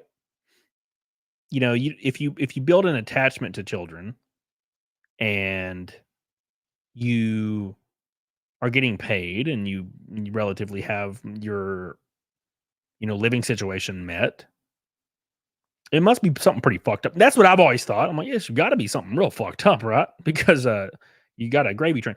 And I think Simone said something about the Almholtz being there daily. I will say, I don't get it. Dude, I would kill myself if I was around Aaron for like more. And look, nothing against the guy, but God, he's just so unlikable. God, he's unlikable. So now as far as April, I don't know April. April seems kind of like a normal, like, white lady. So I don't really know, but yeah, Aaron. Oh God, could you imagine? Something about his personality seems so forced. You know, I don't know. It's like he's an alien who scanned human behaviors, but didn't have time to finish and only hit like the basics, and then that's his personality. And it's something about it. It pokes at that part of my like biological alarm. It's like, don't fucking associate with this guy. Don't do it. Something about it. And look, again, I mean, if he heard me saying this, like, nothing against the dude. It's just, it doesn't click with me. Something about it. Some people click better than other people, I guess, but I don't know. I don't understand the Aaron friendship. Now, hey, look, I understand the April thing. Look, dude, I understand the April thing. Okay. If your like wife or girlfriend is totally cool, you like smashing like a young white girl like all the time, that's pretty cool. That's a pretty cool situation. I can't fucking hate on that, dude. That's dumb. I can't hate on that. That'd be a lie. But as far as the Aaron thing, I don't know how that's like, fuck that. Ooh. You know. Anyways, yeah, Carrie, that's what I'm saying. Who's the winner here? Not. I used to talk about that with someone else. I used to talk about that with somebody else. It not April or anybody. Like, it was like somebody else in my life, and that were in kind of a situation where they were swingers or whatever. And I was invited to like a swing session. Granted, I was just gonna be another guy. Like 3 people, right? Guy, girl. And this married couple is like, you should come join us for this session. And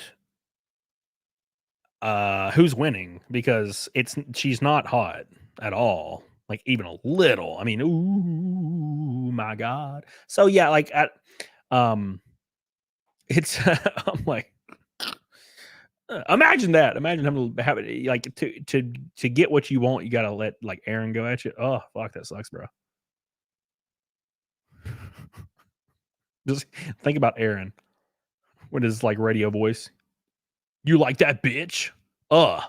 I'm gonna slap your ass. Oh, like I love you, baby. Say you love me. I'm like, oh,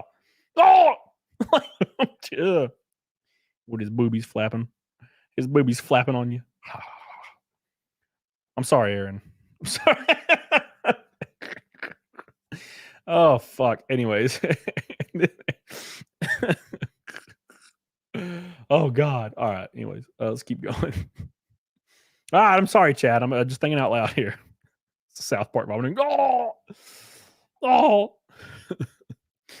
The story of Scrody McBoogerballs. Oh yeah. Be there. Now look, I've been in situations where it was like a lady and she was married, but her husband was not there. And the white lady was attractive. Back in my younger days when I was a bad person. Objectively bad. Not something I would do anymore. All right, anyways. But yeah, I don't get that, Aaron. And not only like smashing him, I'm saying like being his friend. Just being his friend. All right, anyways. Schedule violin. You can't reschedule choir, drama, band. You can't reschedule these things. So you just have to make it work. And people are like, well, why don't you just whatever? It's like, dude, we live in a small town. There isn't just a bevy of nannies waiting around that you could just grab another one. Plus, we're extremely selective with who's around our kids. And so DS Ford says you're actually making fun of Lady Rackets. Do you realize that? What for like allegedly hooking up with Aaron? Yes. Yes.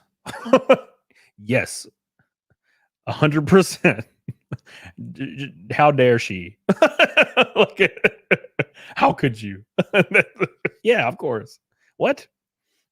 so it was that was I don't know. It was incomprehensibly stressful and frustrating because it crippled my ability to do things like trial streams and stuff, which I had been wanting to increase starting in February. And we got the message from her that she was leaving in the middle of February, and it was like, holy fuck, how are we going to do this? And so you just make it work because you have to. But the people online, you don't want to. Again, there are limits to how much you want to let people online into your lives, and how much that peak impacts people who have nothing to do with it. Her included. And so it was like, all right, how do you do that? But yeah, that stress was fucking brutal, man. Like, and if you're like, oh, it's just driving your kids. Like, no. Many of you just drive your kids. The amount and the destinations and the time living out in the country, everything is 15 to 20 minutes away. Everything for every time. So if you have a kid with a 40-minute activity, it's 15 to 20 minutes of driving, 40 minutes of activity, and then 15 to 20 minutes of driving back. So when you have kids going to multiple different places, that's how they all go.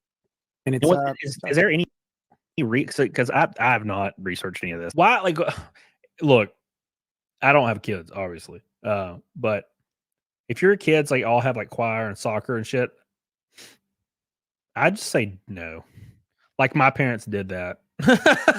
My parents were like, I want to play football and do this. And they're like, yeah, you choose one. You choose one, Cody. You get one thing.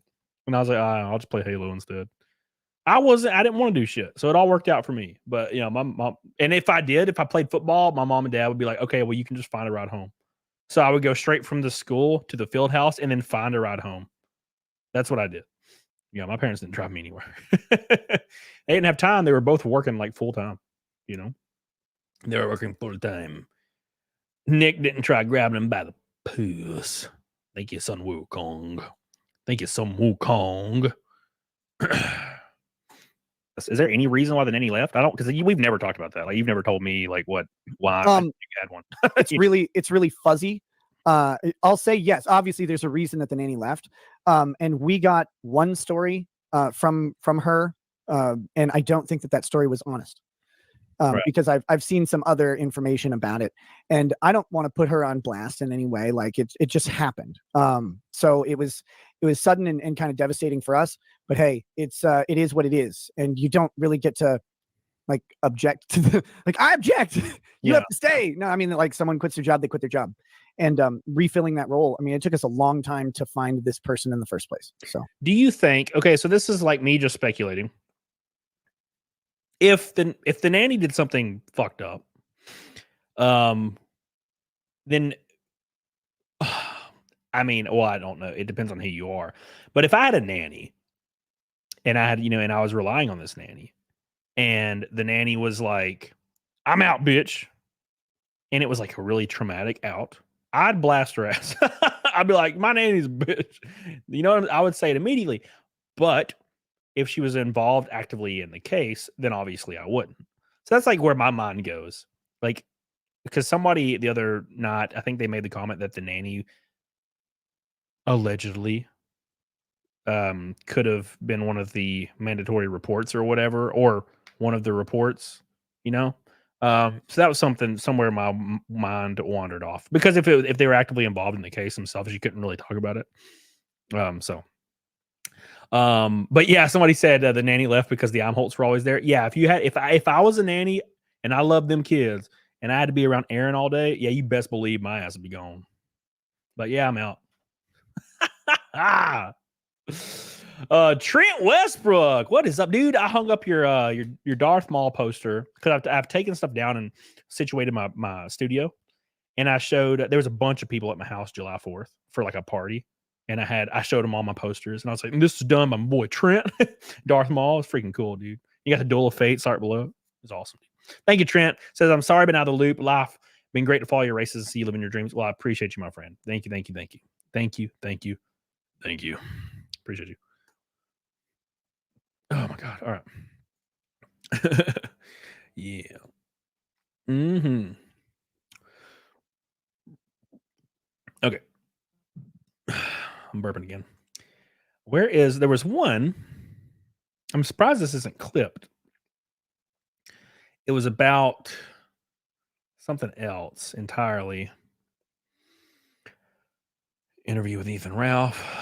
Well, shit. Now I done forgot what it was. It's not, how can you miss one of the clips? Okay. We'll do this one and then we'll talk about Sketch. Sketch. All right, sorry. Sketch. Thank you, Trent. I love you. I appreciate you. We're $80 from Naked Snake. Thank you so much. Aaron and Nick are the same amount of annoying. Oh, I completely disagree.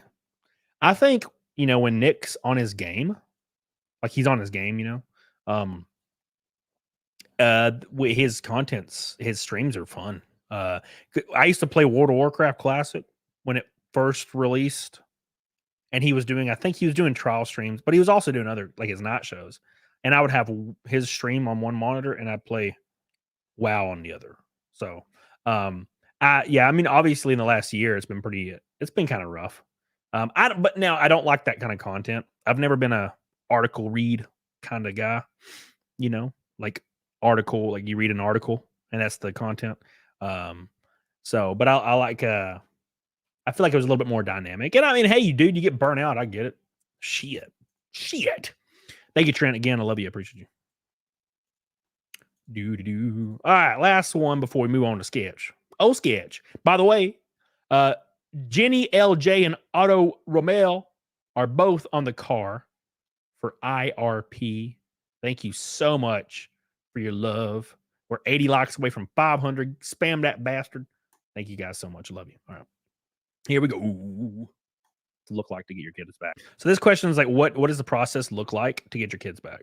What does the process look like to get your kids back? If you can talk about that, like, what does that actual process look like?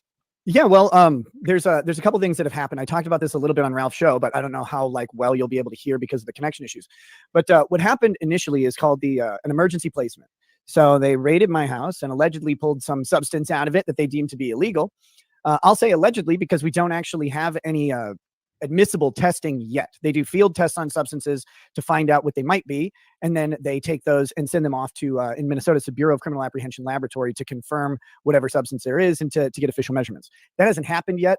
So right now, they allegedly pulled an illegal substance out of my house, and there's a statute that says if children are present in a home with an illegal substance, then the presumption is that the children are in danger, and this merits an emergency placement. So the kids get placed with family, if possible. We have lots of close family, so the kids are with family, thank goodness. But that happened on the 23rd. What happens next is you get a child in need of protective services trial.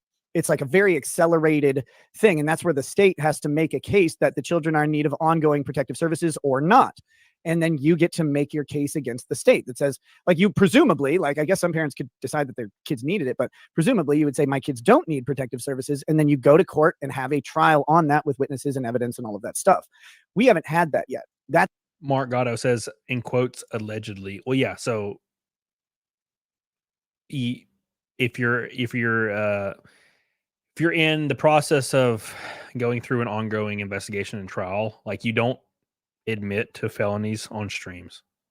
I'm sure that you can I'm sure that you can understand that, but obviously you wouldn't do that, right? Like, that'd be kind of dumb. You know? that's coming up in the future. And in the meanwhile, you have everything else going on where you have during the meantime, you have sort of a plan to have visits, and they call it, Minnesota has a presumptive reunification plan where they want to put your kids back with the family. And I put that in air quotes because, well, you know, child protective workers don't always want to do that, even when they say they do, and they sometimes act contrary to that. That process is weird because it happens parallel in court and out of court. So out of court, you do a whole bunch of shit. Like we drug test randomly all the time.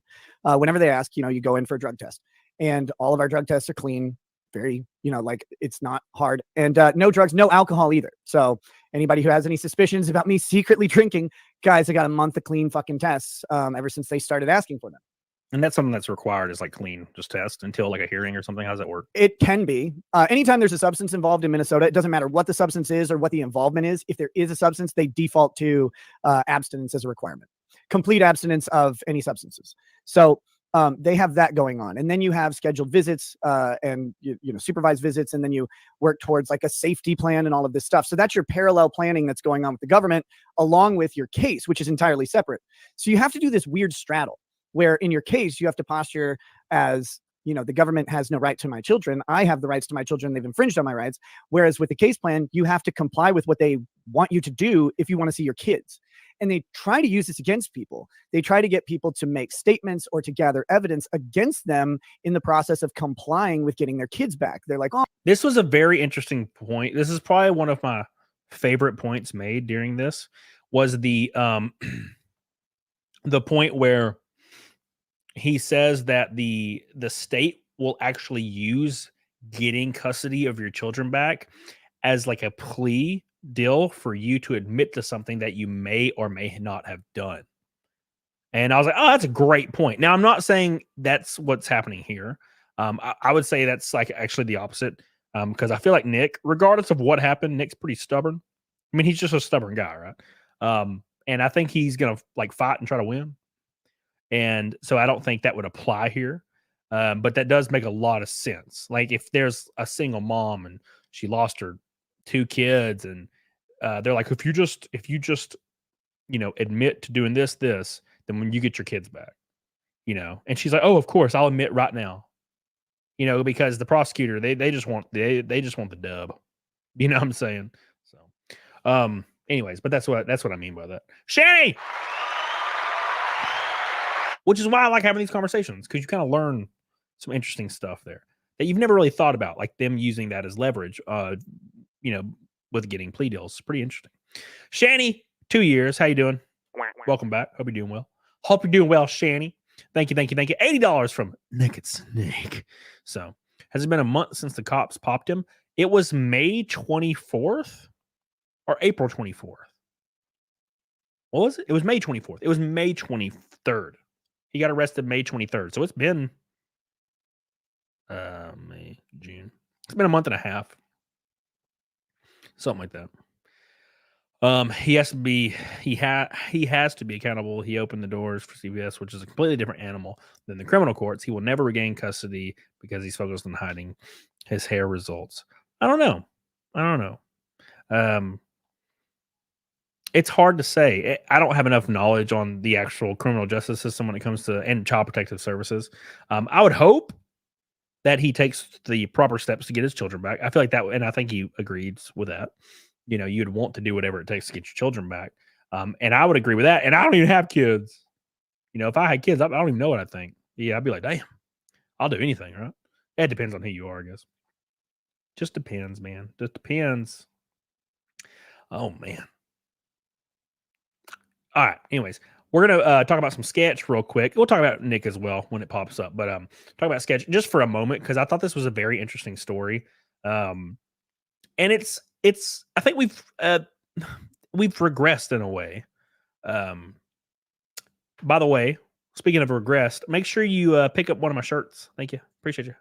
It's the grift moment. Grift hour. Pick up one of my shirts. It just came out. They'll be gone in about 3 weeks, 2-3 weeks. Wear it to IRP, wear it to Elko, wear it to Michigan Super Speedway. Get me to sign it for you. I'm very excited. It's a very cool design. People are already sending me pictures of it. You can even see where we knocked off some of the splitter at Charlotte. So thank you so much. Make sure you pick that up and give it a kiss on its pee. Thank you. Thank you. Thank you. The link is right there in the chat. Give me some love. Thank you. All right. So it'll be interesting if on the hair test, there's a record of them asking the state to retest and the state saying no. That would be interesting. Although I would say that the state would just lie. Something as simple as that. I mean, the state would just lie. Nick made another good point. And I know people are going to say I'm a nose guard just because I said he made a good point about something that's not even related. But he made a good point about that, saying that like government employees on the stand are allowed to lie under the guise that they're not educated enough to know better. So if they lie openly, then they don't get in trouble because their defense is, oh, I'm just stupid. Or I don't know enough about the situation. I just said whatever. Because the state's not held to the same standard as the individual when it comes to testifying. It's kind of like a corporate company. You know, the employee is held to a much higher standard than the actual company. Like the employee is, you know, they're not required, but they're very highly encouraged to do a 2-week notice or a 1-month notice at a company, or else they won't give you references, right? But a company doesn't have to give you a notice to lay you off or fire you. They'll just fire you, like without telling. They'll fire everybody. They don't give a fuck. So it's interesting. Anyways, but yeah. So there's this guy. Oh, sketch. There's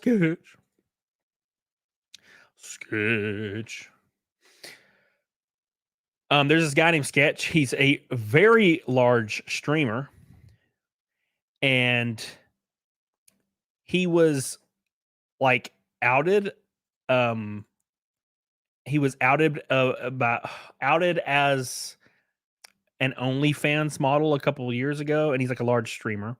And I'm trying to pull up like you can almost not pull up anything because it's just like nudes and shit. Come on, man. Come on. Can I just get a story? Like, is there like a synopsis? There's no synopsis. Whatever. Anyways, so he's a big streamer and he did like gay adult content on OnlyFans, right? And people were cooking him as a result.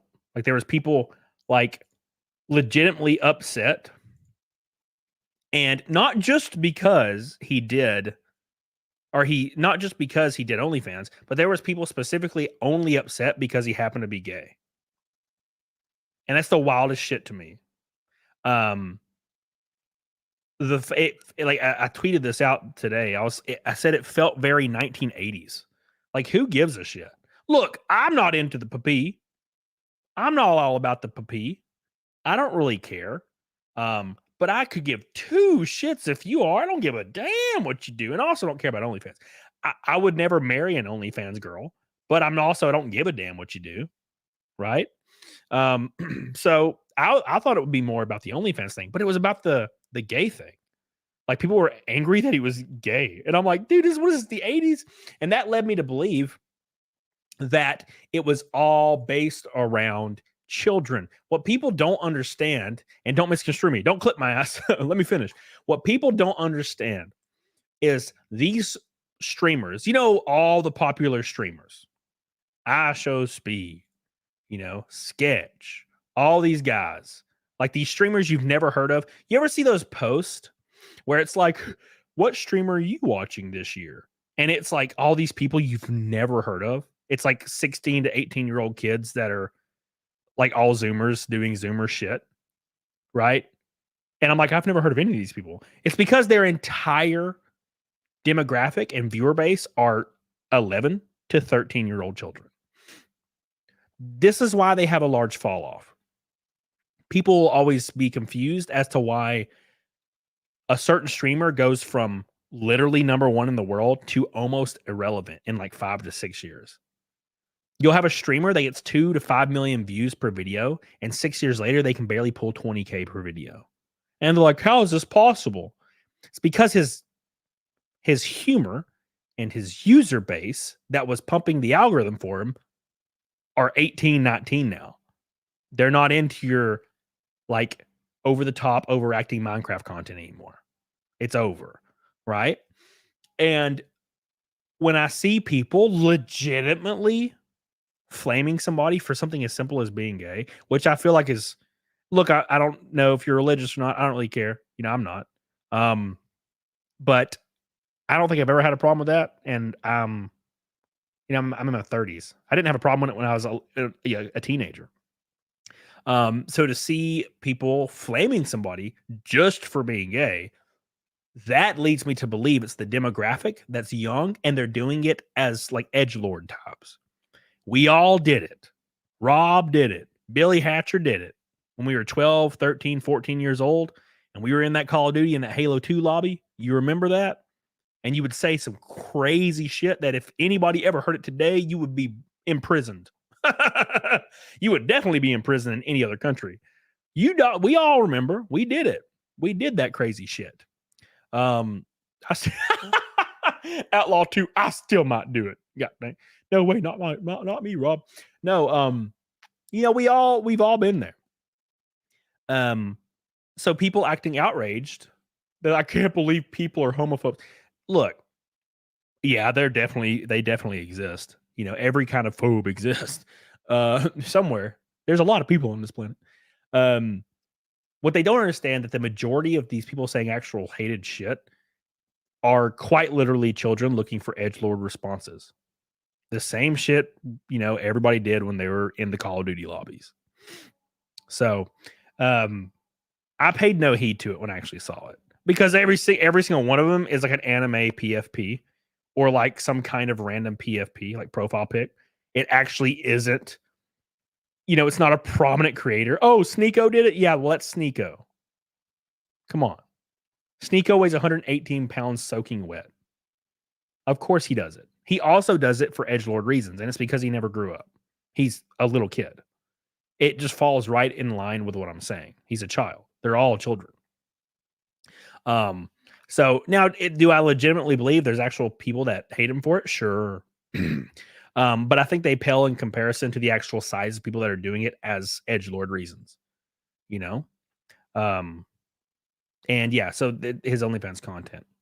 So that's basically what he did, which he looks like he aged a lot in a couple years. Hey man, it happens, dude. I promise it happens. And I didn't really see any of the leaks. It just looked like him in like clothing, and everybody was like, I can't, I need to wash out my eyes. And I'm like, what? Wash out your eyes because you saw a guy in a onesie? That's weird.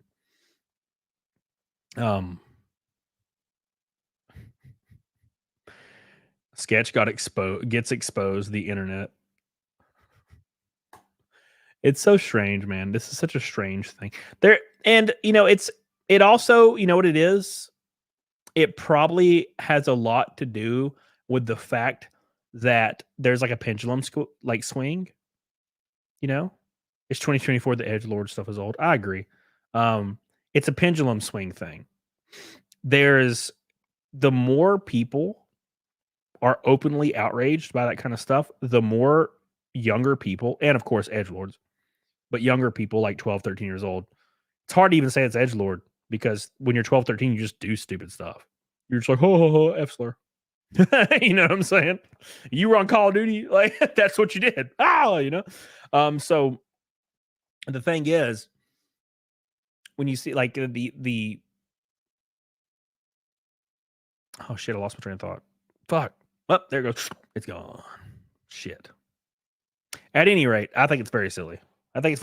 Oh, I remember. Hey, I remember what I thought about. So it might be, since there's such a large pushback, I think the reason that kind of stuff went away in the like mid 2010s and mid 2000s, like that whole like, you know, ooh, gay thing. I think the reason it went away was because no one cared anymore. Right. And that was actually, I feel like it's very recent actually that people care now. It's like the last 4 or 5 or 6 years where there was like this arbitrary line in the sand drawn to where you can't say a certain thing, or you will you lose everything, whether you work at a corporate company or, you know, you're a streamer. It doesn't really matter. But there's a line in the sand now. You can't cross it. And that makes all these people, especially with no following, and they're trying to be an edgelord, that gives them the fuel to like, well, I'm going to say this thing because it angers everybody, right? It angers everybody, so I want to say it. So the edgelord's going to, the edgelord will say whatever it takes and what is ever the most offensive. And that's why I think there's a negative reaction at all to the sketch dude just being simply gay. Something that's been, I feel like, normally accepted for the last 20 years. But now there's a pushback because there's this there's a line in the sand drawn. And you can't really draw a line in the sand because as soon as you draw that line, people are going to step over it and start they're going to try to push it. And that just pisses people off. Yeah, I don't really understand it. And I kind of wish it wasn't a thing. I kind of wish everybody just didn't care. I feel like that would help. Just don't care about all that stuff. But yeah. And it's obviously a pushback from like the radical stuff that came out of nowhere like 2-3 years ago. Well, I shouldn't even say that. It's been about 5-6 years now. But it all gets kind of lumped into one thing, right? So if you say, if the most outrageous thing that can be propped up by one politician, and I mean just one, and then kind of gain support, like maps. Now, I don't think any politicians jumped on it. Maybe, what is his name? Philip Weiner. I forget his name. California guy. But maps can get 1% support. And then if you say anything negative about it, now you hate everybody involved in the entire spectrum of that entire group. And I don't think that's really that fair. Rakin says, never heard about this guy until today. Yeah, me too. And that's the point, is every time I see one of those things where it's like, who's your favorite streamer? I never know who any of them are, except for like the Kai guy, the black guy with dreads, Kai Sent or something like that. Because he's just, you see him every day on Twitter, and I show speed, obviously, because you just see, like, thank God for all the people that just clip I show speed clips and just put them on like Twitter, and it will be the most unentertaining thing that has ever happened. And it will be like, oh, I show speed waves to fans in Norway. And it's just like 1,000 tweets of a video of him waving to people. And I'm like, thank God for that. Thank God he has these people clipping for him. Thank God. Right. Because it like arbitrarily props him up when he's not really entertaining. Now look, I'm 30 something. So when I watch streamers, I'll watch a streamer talk about the Titanic, like sinking or being built, or I'll watch somebody talk about something, or I'll watch somebody talk about this or this or this. It's never, I've never been interested in watching a streamer light some fireworks and start screaming. I don't get it. And it's just because I'm that age. I'm like an old guy, right? That's just how this works. I don't like the new music. You know, I guess I'm at that point finally where I don't understand the new thing, you know, like my parents didn't understand, metalcore, like when I was listening to All That Remains and Killswitch Engage and Trivium in the early days, like metalcore stuff. My parents didn't understand that shit. Like, why is he just screaming? You know, I don't get it as well.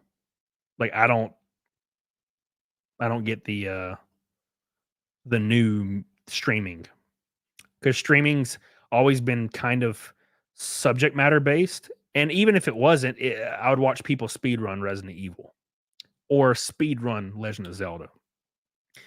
But it's hard to understand the allure of just like screaming out your window, or like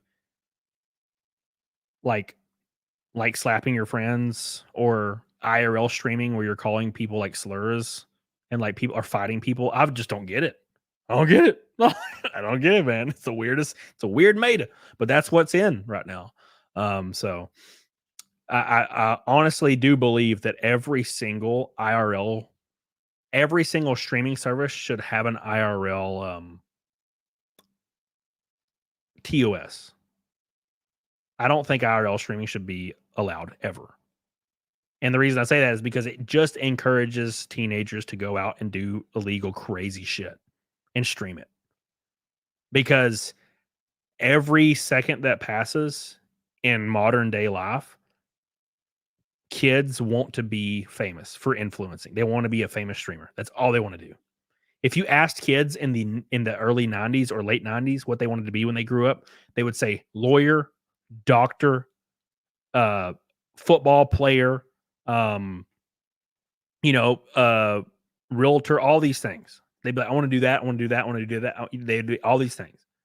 Now, almost across the board, with the exception of one or two kids, they say they want to be famous influencers.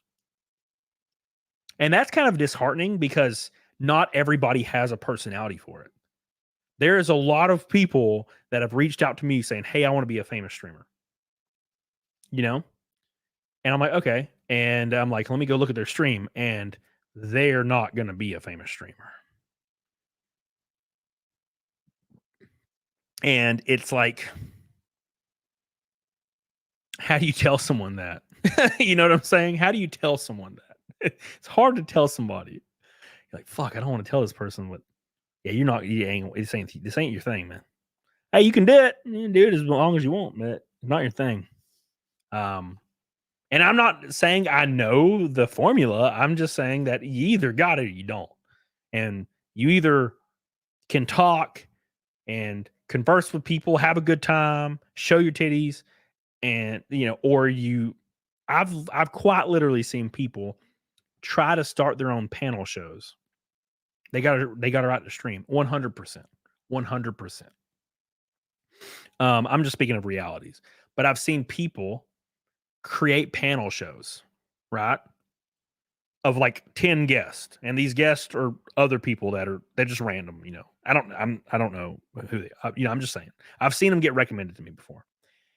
And they'll be talking about like a subject matter, like Superman or something, Henry Cavill, whatever, Game of Thrones, I don't fucking know. And there will be dead air for 30 solid seconds. And I'm like, wait, I start getting like weird, like anxiety. I'm like, somebody say something. There's 9 people on this panel. Why is no one saying anything? If you have a panel show, there shouldn't be more than 1 second. 1 second of silence. You know what I'm saying? There shouldn't be more than 2 seconds of silence on a normal show with one person, let alone 9 or 10, So thank you, Raken, by the way. I love you, man. Somebody said something about J Station. Yeah, that guy was a trash bag. Fur fan, been here for 3 years and enjoyed every minute of it. Boo, boo, boo, boo. Glad you're driving now. And hey, Shani, thank you, Fur fan. Little hope you guys are doing well. I miss you. I'm glad you guys are hanging out with us tonight. $50 from Naked Snake, by the way. $50. Oh my God. Thank you guys so much. Oh, by the way, I want to shout out Matthew Fortune. On the last show, he gifted 50 memberships, which has only happened like once or twice on my show ever. Because I never talk about memberships because I'm not very good at monetization. So, but I really appreciate that, Matt, because that's like a big drop, and I don't think I spoke to it as much as I should have because I just didn't realize it because I'm stupid. Thank you, Fur fan. Karos, I want to be famous. Let me slap this grandmother for views. That's what they do, Karos. That is what they do. I don't get it. You know, Campsite says a panel show with 1 second of silence is trying to watch a NASCAR race without a single crash. Now, listen, I get it, but I don't. So I've watched NASCAR, I've watched Formula One, I've watched IndyCar. I don't really watch MotoGP ever since Valentino Rossi kind of got out. I've watched a lot of motorsport, and although like a crash does spice things up when it comes to like, you know, a late race caution, or maybe your driver that you wants a caution or needs a caution. Like when we were racing at Talladega, I was 16th and I was the first car a lap down. So I was praying for a caution, right? I don't want anybody to get hurt, but I'm praying for a caution in real life when we race there. We still finished pretty well, though. But I don't get the wreck thing. And I never have. I've never understood the wreck thing. Like, I love watching a car that's getting a good run on the inside, and then the car on the top side getting a better run off the top, and that gap slowly being bridged, and then watching the instability of the air and how it affects both cars. I fucking love it. I love that shit. I love like racecraft and stuff. I've never understood the wreck thing. So when cars are like side by side in racing, oh my God, it's better than porn for me. When I see two cars just side by side, which doesn't happen as often as it used to. I feel like the Gen 6 era it happened sometimes. Now maybe not some years, but it did happen a lot. So thank you, Karis, by the way. I love you. Appreciate you. I'll show you the coolest race ever. I'll show you like 5 laps of it. Thank you, Karos. Oh, coming in with a pink boy, says Naked Snake. My boy is getting us there. We're 25 likes from 500 though. Get on it, doggone. Thank you so much, Karis. We love you. We appreciate you. Pink boy jumping in, giving me a kiss right on my lips. Thank you, thank you, thank you, thank you. You are the man, the myth, the legend. He also sponsors my race car. His logo is on my race car. I appreciate you, Karis. You are the man.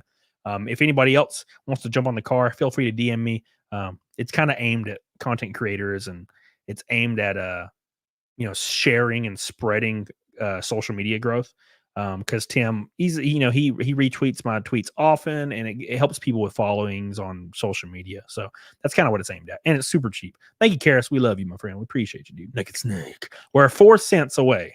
4 cents away from Naked Snake. Thank you. Billy Hatcher says Cody should raid my channel tonight since I'm doing a late night stream for the first time in forever. Well, thank you, Billy. I appreciate you. I'll take a gander at it. It depends on if Karis is streaming, because if Karis is streaming, I'm rating him because I already told him I would yesterday or the day before. So anyways, we'll see. What are you saying, Karis? What are you saying? What for? What? Oh, 4 cents. Yeah. Here, I'll show you real quick my favorite thing ever about racing. And this is me just nerding out for 2 seconds, but I'm heading off for the night. Karis, what is wrong with you? Karis, I try my damnedest to give you love, and all you do is you just fuck me. You don't even kiss me before you fuck me. All right, hold on. Let me pull it up. 2011 Atlanta is the coolest race finish of all time for me. It was just orgasmic, bro. It was. Oh, that's loud. Sorry, guys. I apologize. I'm gonna pull this up and show you. This is every ounce of why I love auto racing, and this applies everywhere. Formula One doesn't matter, but this is just an example I think of. And I don't know, you probably, if you guys are out there, you know. By the way, Spotter John said something. I missed it because I was talking. Crashes add that intrigue, but they aren't the draw. Yeah, I agree with that. The 5 last laps of the Chicago. Yeah, dude, it was great. A long run of the car just abruptly got loose and he slowed significantly. That's what happened. So this is Atlanta Motor Speedway. They're blaring some ass. Jeff said, the car is getting loose. Oh shit! And there's no wonder they're going so damn fast. I was like, God, they're going fast as fuck. Now he's in jeopardy. So they race side that, and that's the kind of shit that it just makes my balls quake. It quakes, man. 5 likes until 500. Give it some love. Make sure you like the stream. I appreciate you guys. Donna Egbert says, "What's up? Still waiting for mid Ohio." Oh yeah, I'm sorry. Message me again, because I went to look for him and I didn't see him on my phone and I wasn't on my computer, so I was like, meh. but I'll send it to you on the computer. Just message me again so it pings. Thank you, Don. I love you. A gold boy down the hatch. Thank you. Dustin Howard says, got to get you out the Knoxville Nationals in August. Greatest 10 days in racing. Much love. Dude, if I can drive a car. I would love, somebody offered me to drive a dirt car somewhere. I would love it if other series would reach out. I know it's not, it's expensive. I get it. But that's like my dream. Hey, you want to come drive my late model at Tri-County? I'd be like, yeah, dude, let's do it. That sounds great. Thank you, Dustin. Love you, dude. Sean, appreciate you, Sean. We love you. Appreciate you. Amelia says, there. Thank you, Amelia. We hit the naked snake. Now we're 470 until Fat Milk for the first time in forever. Appreciate you guys so much. Eldora. Now look, I drive a dirt car. It's not my favorite thing though, because it's not going to be my forte. Definitely not going to be the forte of mine. Wow. All right. Thank you, Amelia. I appreciate you. Make sure you guys follow me on the Twitter. Almost to 10,000 followers again for like the 5th time. And don't forget to get me grab one of them shirts. Grab one of my racing shirts. Helps me out a bunch. I believe that Chicagoland will come back in 2025, 26. You think they're done with the Chicago? Or you mean as a different date? I don't think they're done with the street course. That shit's great. I love it. I think it's great. I really enjoy it. I think it's been great both years. I just really wish Reddick wouldn't have hit the inside wall like a goober. I was excited to see him get to him, but he did not because he's a goober and he hit the wall. So hit the inside wall, like similar to what they do at Monaco. It's like the third turn from the line, like the strap. Just turn in and hit their right front on that wall. Just blip it. It's kind of what happened. Would you race a street course? Yeah, of course. Of course. Hey, if ARCA ever runs there, it'd be great. It'd be great, man. I'd be really interested in that. Eldora's crazy dirt track. Yeah, we're gonna race in DuQuoin and somewhere else. It's like a big ass dirt track. Looks like one of those horse tracks. Where the horsies. I meant pre-playoff points. Oh, and stage racing. Oh yeah. Rudy Toot. I don't think I like stage racing very much, but hey man, at the end of the day, it's what's going on. I'd prefer it to not be. I'd prefer just green flag go, forever. We're both horse tracks. Really, Spotter John. Oh my God. What's up? Hey, Brent. A brand designs. I bet I got it wrong again. Why? Jesus, man. Which one, Kayla Vakuya? Which one? The collar of mine was sewn inside out. Which one is it? Is it the first run or second run, Kayla? First design or second design? Because I feel like I saw that on something on the first one, which is weird. Very strange to see. Miss you. You miss me, why? The second one. Interesting. Send me a picture of it. Ibran Designs. What's up, Alan Anderson? How you doing, baby? Thank you, Jenny and Otto, for jumping on the car. I appreciate you guys. Thank you for everybody for giving me some love tonight. Been a lot of fun, dude. A lot of fun. We got a little bit to go. We talked extensively about the interview, and we talked about Sketch and the weird, just very strange reaction to that whole situation. I can't even read his freaking text. Oh, he turned it into like an Israel versus Palestine thing. That's like the new Trump thing. The Israel-Palestine thing. And let me elaborate a little bit so it doesn't just sound like I'm saying some bullshit. You remember how, and back in the day, I shouldn't say back in the day, it still kind of happens, but it was really more prevalent a few years ago, where you would just be talking about your guitar collection. and the person you're talking to somehow would turn it around to be like, but Trump though. And I'm like, what the fuck? This is an Ibanez PS10. This has nothing to do with Trump. And they'd be like, but don't you care? Don't you care that Trump? Blah, blah? I'm like, no, I don't, motherfucker.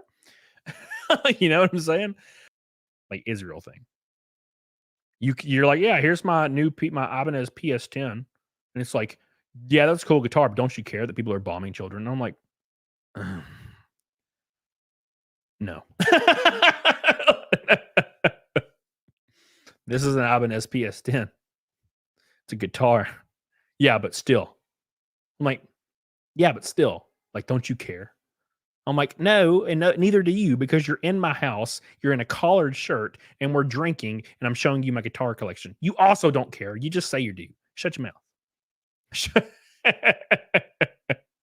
know what I'm saying? It's always the weird unsolicited thing. The unsolicited. Yeah, but what about this? It's like, no, I'm talking about guitars right now. You leave it out. Leave me out of this conversation. You know?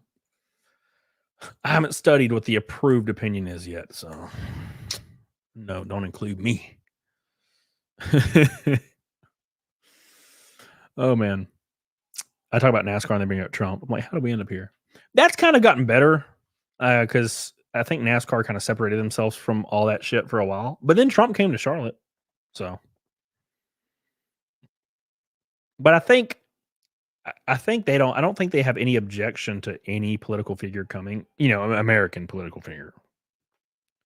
I don't think they'd want like some like. They probably wouldn't be okay if Putin came to a race. I don't know how it works. I'm just saying. Kevin Harvick, Gordon down the wire finish. I like Kevin Harvick a lot too. I've always liked him because he was kind of like a true blue kind of OG race car driver. You know, it's just a different climate now. You have so many kids that came into the sport and they just got money and. You know, I mean, they're obviously talented, but they're set up to be successful. You know, so.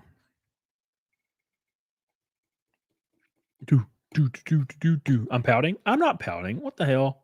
What's up, Dawson Fair? How you doing? The Gibson SG with the sun and moon inlay. It's the first guitar I played in a music shop. I used to love Gibson SGs, but then I got into ESP and Japanese guitars. I'm sorry. I played American guitars and I played Japanese guitars standards. Just Japanese guitars feel like a different league of instrument. It's the weirdest thing.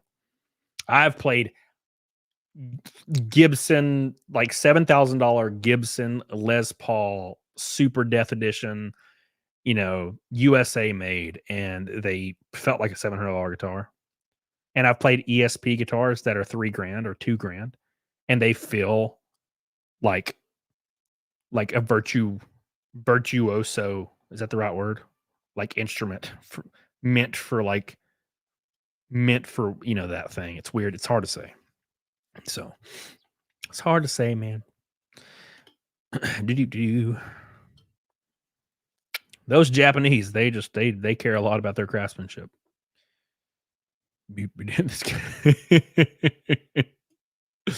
Oh my god. You need to replace Haley Deegan? Shit. I ain't got that kind of money. How about a Fender? I'm not a fan of Fenders. I hate Fender's bridges.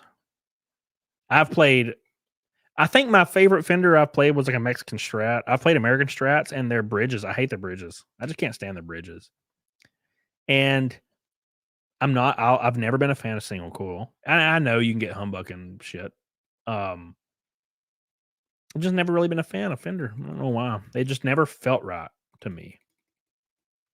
Now, but as far as like, I'm all about an ESP guy. I'm ESP standard Japanese. ESP Eclipse, ESP Horizon. Love that shit. Those are my jams. And I have a Japanese PS10. And those are so good. So good guitars, man. So good guitars. So good guitars. Damn. Thank you, Amelia. Real big shout out, real quick. I'm going to shout out a few people. You got a PlayStation 2. I'm going to shout out a few people of the Red Boys, Pink Boys tonight. I really want to just thank you guys. I know it's things have been wild lately. Been really wild. My life has been more stressful than it's ever been, times 1,000. And I think I'm dealing with it pretty decently. I just do the same thing. I just don't sleep as easy as I used to. But everybody support me on here. You keep my spirits up and alive.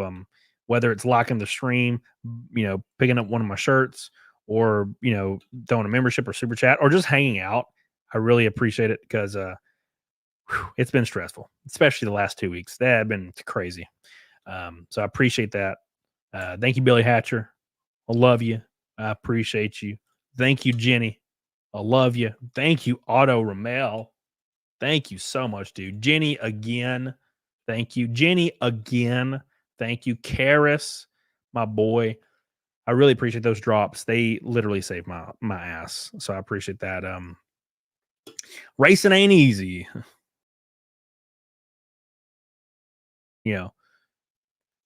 It's not easy when it's cheesy, man. It's not easy when you have to dip into your you exhaust sponsorship funds for like a race and you're like, uh-oh. Shit gets scary real fast. So I appreciate all the help. Enrique Vasquez says, Cody, I used to follow NASCAR back in 2004 to 2010. Just found out they are demolishing the California Speedway. Given the chance, would you have raced there? Oh yeah. I'm racing at Michigan Super Speedway in a month or two. And it's relatively similar. And I love California. And I think they already demolished it. Am I wrong? I thought they already did. But that would have sucked. Yeah, that would have sucked. Or that does suck. Thank you, Enrique. Palmyra, Jeff Gordon, Kevin Harvick, 2001, down to the wire. Yep.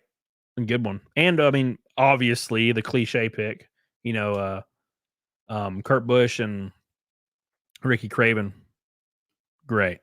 Thank you, Palmyra. Appreciate you, baby. I appreciate you. Thank you, Mary Maldonado. I love you. Good luck in Indianapolis. It's going to be a lot of fun. Very excited. I think we're going to be in the 01 car, the 01 Timcast car, but I don't know for sure. I'll post it when I know, but it's probably going to be the 01. It is probably going to be the 01. Going to be a lot of fun. Are they building a new California track? Well, I believe it was kind of a trade-off. I think they're building like a short track now. But they kind of use their California audience for the that LA Coliseum race, which I never enjoyed. It was just too small. I mean, the short track race is great. But I think for these cup cars and Xfinity cars and even ARCA, I think when the track's just a little too small, it's just a little too small. And I know that's blasphemy because Bowman Green and all that shit. But I mean, I raced at Flat Rock and I really enjoyed it. But God, it's a small track. Will you ever go back in the Sour Frog car? I don't know. It depends on if EVS wants to partner up again. Auto Club's supposed to become a half mile. Hey man, just make another Bristol. I'm all right with that. I don't know why there's not like five tracks that haven't just copied Bristol and then released that. It's weird to me. Just make a 0.6 mile Bristol. Yeah, John, that's for damn sure. Yeah, Catalina. I love big tracks. In the late 2010s, there was this like big adverse thing to like 1.5 mile tracks. They called them cookie cutters. So they started cutting them left and right. And I'm like, no, I love all these except for Texas. You need to race at Richmond. I'm sure I will one day. I hope. I need to have a super speedway in the desert. You trying to kill people? You know how hot it is out there? What a cute boy. Sorry, I'm looking at pictures of dogs. Thank you guys for all the love tonight, by the way. Appreciate you guys. Post my link to my shirts. One more again. Having it not. It don't matter, man. Well, I guess now in the desert it might not. Dude, there's some places we race, it gets dark, it doesn't matter. It's freaking brutal. Winchester, Indiana Speedway is identical to Bristol. Ooh, interesting. Winchester. Chester, Indiana Speedway. Let's take a gander. Ooh. The banking doesn't look as much as Bristol. The banking looks like half. Let's see, banking. Let's type in banking. Because that's where it's at, right? The banking. Well, it says 37 degrees. Why am I? Wow. 37 degree banking. It don't look like 37 degrees. The pictures make it look flat. Why?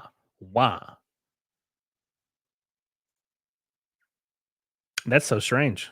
That's very all the pictures it looks kind of flat, but it's saying it has a lot. Hell yeah. It has more banking than Bristol. It says. Well, that picture looks pretty banked. Yeah, that'd be cool, man. That'd be cool as hell. Foolin'. Be-dee-dee. Foolin'. Boo. Dee-dee-dee. Boo-boo-boo-boo-boo. Be-dee-dee. Boo-boo.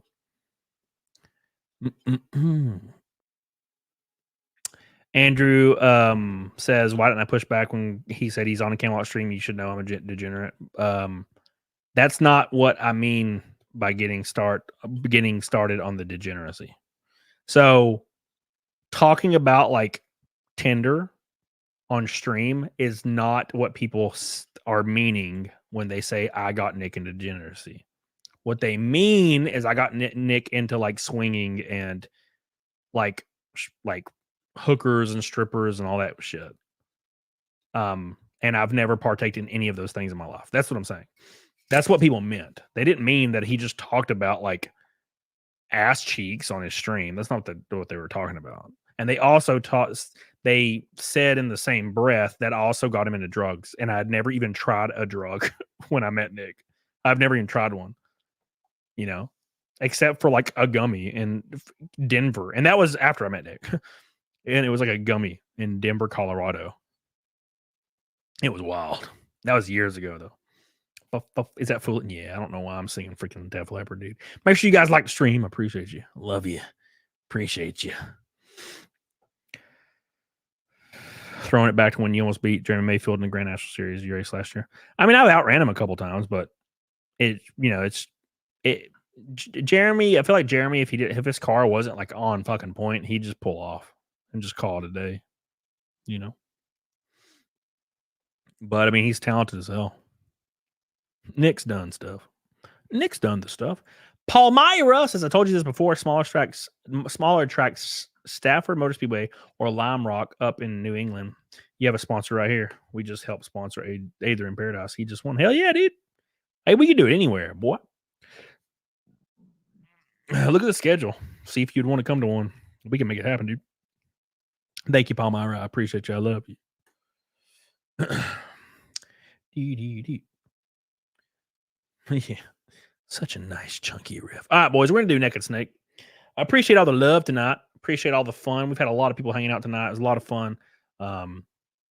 Hookers. Make sure you guys like the show. Make sure you guys comment when it gets posted. I'll have a bunch of videos coming out in the next couple of days. Check those out. Follow me on my alt channel. I'm not going to be able to do it tomorrow, even though I said I was going to. I didn't say it, but I said to myself, I was going to stream like Resident Evil tomorrow, like throughout the day on my other channel. But I have to take my dog to the vet because he's got a broken tooth. And that's scheduled for tomorrow at 7. And then I got to take my truck to the dealership at 8:30 because the DEF system is broken. It just stopped working. So, and new regulations, it'll go into limp mode and you can't even drive it. So, gotta get that fixed, and hopefully it's not bad. It'll probably be freaking brutal though. I'm not looking forward to it. We'll see. I ain't got the money to be freaking throwing that shit around right now. But hey, my boy, I'll take care of my dog, obviously. But there's a part of me that just doesn't even want to fix my truck. Just let it sit there for a year because I'm dying, bro. Plane tickets are expensive. The EPA boys, yeah, dude. None of the government vehicles have DEF and DPF. Only us normies Only us normies have to follow the rules. Government, no, they get all that shit free. They don't even. It's all good. They don't have to worry about any of that stuff. They're the government. It's like when Taylor Swift says we all need to do better and we need to turn our AC off and start eating bugs, but she gets to eat gourmet lobster and ribeyes every single day of the week and fly on her private jet about 100,000 miles a year. Very fun. Very cool. Oh, but I'm different. I'm more important than you, which is actually what they think. They actually think that. And they'll actually say it.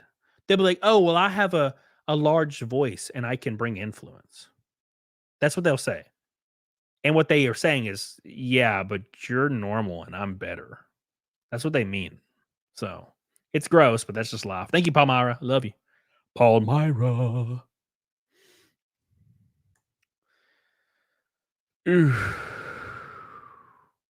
Just clean the DEF nozzle. I wish that's how that worked. I wish that's how it worked, man. I've already taken that some bitch apart, and it's been awful. So D.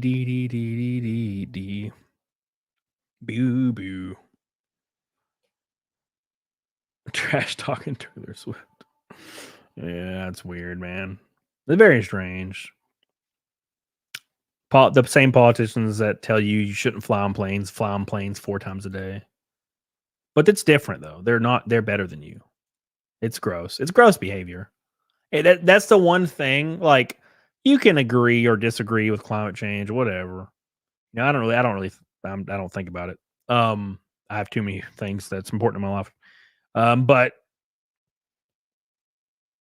if somebody is like pushing climate change, whatever, trying to push rules and taxation on you, and it's people that regularly take advantage of things they say that you shouldn't do, that immediately, like, their voice means absolutely nothing to me anymore. It's gone.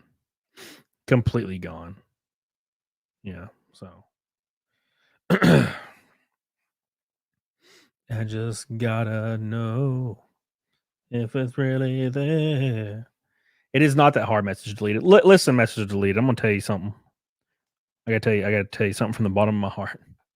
If you are recommending me do something to fix my DEF system on my truck and saying it's this problem without driving, seeing, being underneath the truck personally, I don't believe you've ever worked on a vehicle. I just can't. I can't even fathom that. I have built cars from the frame up to the 5.8 V8, son. Like, when something goes wrong, especially in a car that's fucking filled with ECU nonsense and sensors to the brim, when you're pushing off 12 codes from your DEF system, and I've taken it apart, and I've cleaned the fuel injecting system. I've done all these things to this DEF system, and it's not pushing DEF, then it's probably something different. You know what I'm saying? It's not, oh, I know what it is. No, you don't. You don't. Unless you're there. It's like a lot of people think that it's like that. I've had people call me that don't know anything about vehicles because, I've been doing it my whole life. And they're like, hey, Cody, my car's doing this. And I'm like, well, it could be this, could be this, could be this, it could be this, or it could be this, could be this. I was like, bring it to my house and I'll look at it and I'll drive it and I'll get under it and I'll see if I can figure it out. I don't just say, oh, it's definitely this, do this and you're fine. Because then they're going to do it and it's definitely not going to work. Especially if it's a car post like 1989. Yeah, it's definitely probably not going to be the problem. Oh my God, dude. Yeah, my God, dude. So, is there plenty of sugar in the tank? Yeah, well, it's not. The DEF's not pushing. It's like, so I filled it up, and it's been kind of haywire for a while, which leads me to believe that it's the actual sensor itself, but it's not it acts like there's no DEF in it, but it's full. So yeah, it's not like pushing any DEF. It's just sitting there chilling. So from what I've gathered after going through it, I have a suspicion that it's, you know, the sensor in it claiming that there's no DEF actually in the tank when there actually is. And my happy ass ain't about to get in there. So I'm just going to take it somewhere and be like, hey, do this, man. So we'll see. We'll see. We had to remove that from our truck so it could run. Yeah, you can delete all that shit, but I ain't got time for that. I ain't got time for that. If it was just that easy, new vehicles are not that easy. Old vehicles, you could, oh, well, it's out of time. Let me just undo one screw and turn the distributor. Like, it's not like that anymore, man. If something goes wrong, you're like, oh, damn, here we go. I'm not a big fan of newer vehicles. Yeah, I should have got a 2005, but it's fine. It's too late. It's too late. Right, so I'm not going to spend like $800 to get a part and then that not be the issue. And then I still have to spend $2,000. Right. So I ain't all about that life. It's like that whole, it's like people will be like, why don't you just spend $1,000 and fix it yourself? And I'm like, or I could just spend $1,000 and get somebody to fix it. And I know it's going to fix the issue after it. Instead of me like turning the vehicle on after me spending $1,000 and then spending 10 hours working on it. And then I turn the car on and the codes pop again and the car's in limp mode. I'm like, oh, cool. No, I'll just fucking, I've worked on cars enough in my life to not care anymore. Just done, man. Just done. I've dropped an engine in one of my race cars. I dropped the engine in and had to pull it out like 8 times one time. I'm fucking done. I'm done with that shit. I'm done, bro. Done. Dr. Kenneth Noisewater. Oh my God. A late night red boy. What the damn? I was about to get the hell off here, dude. Damn. I appreciate that. What is going on here? Rekieta got hung up on the straight and narrow on my question, but I meant that in context of his marriage and family. He spent years deucing on Jack Murphy for being a cuck, hypocrite. Now it sounds like niggas cook. That was something I was gonna ask him, and I totally fucking forgot. You know, that was something I completely forgot, man. Completely forgot. Thank you, Dr. Kenneth Noisewater. I love you. I totally forgot to ask him about the Jack Murphy thing. Right.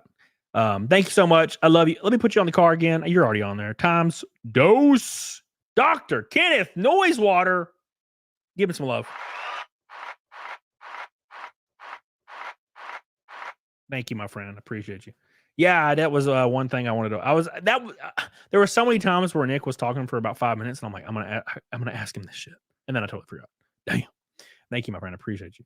I love you. I appreciate you, dude. Thank you, my friend. Message deleted. I think you might be mentally handicapped. I'm just throwing this out there. What does a DEF system on a 2019 6.7 Cummins have to do with being the crew chief on a stock car racing team? What the fuck does this mean? I'm so confused, man. What? Do you think the crew chief walks in there and drops engines in the car, man? No. No.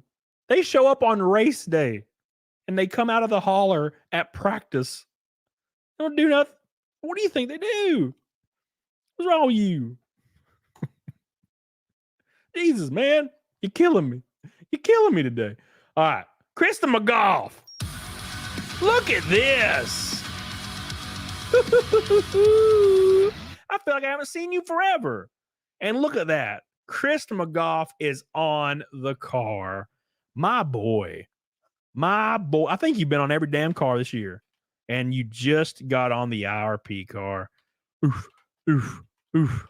My boy with 1,000 Norwegian Krogans. Thank you so much. 2 Red Boys right when I was about to get off. You guys are crazy. Thank you so much, dude. Krista McGough. Thank you. I appreciate you. God. Dr. Kenneth Noisewater and Krista McGough. The last 2 super chats for $100. Jesus Christ. I appreciate you guys. My boy says some racing money. Sucks Google takes a ton of it. YouTube has been too much of a shitstorm for my taste lately. The parasocial thing has driven people insane. Bro. Man, I'm right there with you. I am right there with you. It's been wild. It has been absolutely insane. You just look, a lot of it has to do with entertainment, right? Chris McGough, like people trolling in the chat or people doing whatever on whatever website or Twitter, what have you. It's entertainment. So it's hard to knock it from that perspective. But also it's got to do with like mental health being unchecked. That's just a modern day thing. And I don't remember who I was talking to about this yesterday or the day before yesterday. It was probably on the stream Saturday. It's been like the last 25 years. No, 35 years where there was this weird shift in mental health, like being treated to being medicated and then being encouraged. Right?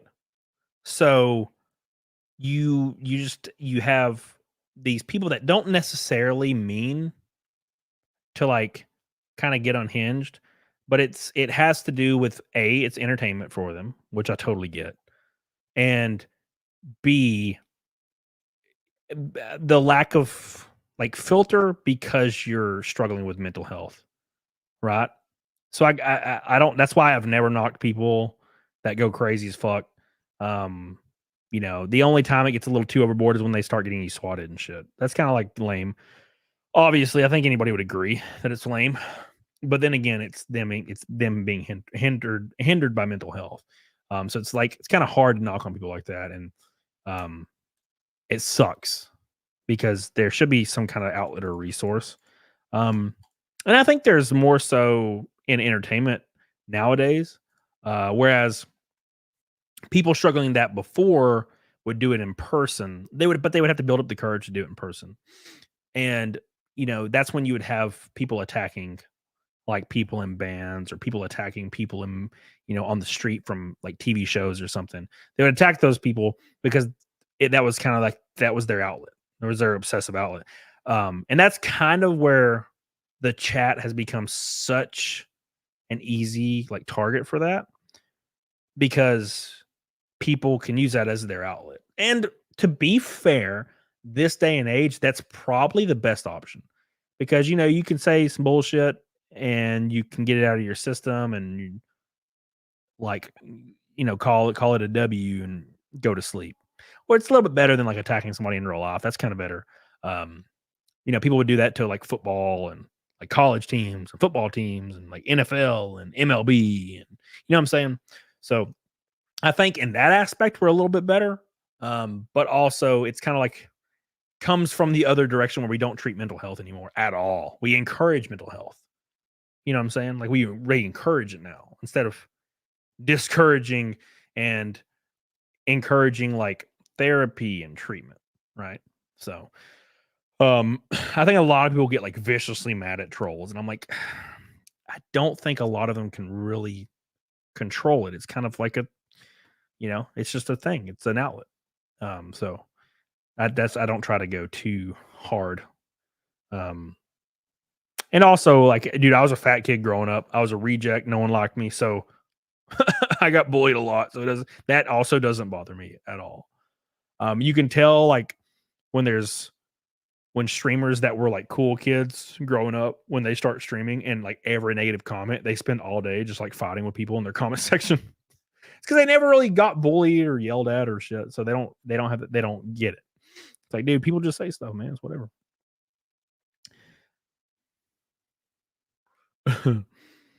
We are over medicating SSRIs. That's for damn sure. Hey, Junebug. All right, I'm gonna do Naked Snake, boys. I'm just rambling. 20 likes till 600. Get on it, doggone it. Let's go. Don't forget, boys, July 19th, we're racing at Indianapolis Raceway Park, Lucas Oil Raceway Park, I think it's called. Shoot me a DM if you want to get involved. If you want to get involved with your company or your content creation or your Twitter or your Instagram, DM me. Twitter's the best.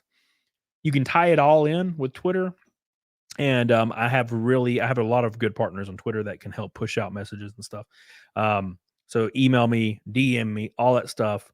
Get on the car. We'll do it for the rest of the year. We got all kinds of cool options. And next year, I'm going to be crazy. So I'm very excited for that. So yeah, just DM me. We'll get it figured out. Let's do Naked Snake for the 323rd time in a row. That's like 3 years. 3 years. Damn, boys. It's crazy. One day we'll miss it, but not today. Not this day. I don't want to get up at 7. Why? All right. Here we go, boys. It is time. Paul McDermott, you a bitch. How dare you? Oh my gosh. I drink a Monster and I burp for like 3 hours. It's outrageous. Outrageous.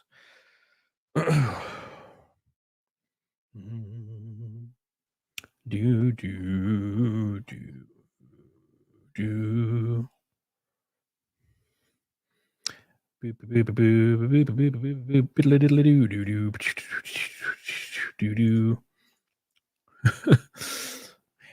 One of my favorite things in the world, is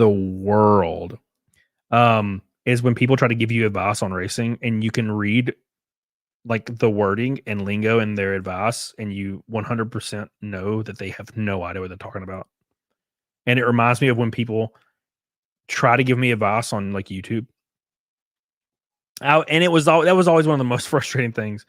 And I'm not trying to be a dick about stuff, but I think I hit 100K pretty quick just because the algorithm was like really enjoying my ass.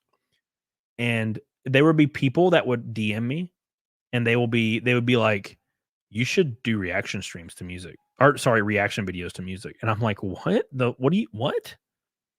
You should do reaction something to this, reaction to this. And I'm like, that's a dead mate. Like that's not a thing anymore. Reactions is not a thing anymore. And it kind of came back a little bit, but I don't want to do that. You don't just do things. You do what you want to do and like hope people enjoy it. And a lot of people get stuck in this mindset where they're like, you got to do what will make you famous instead of just doing what you would like to do. You know what I'm saying?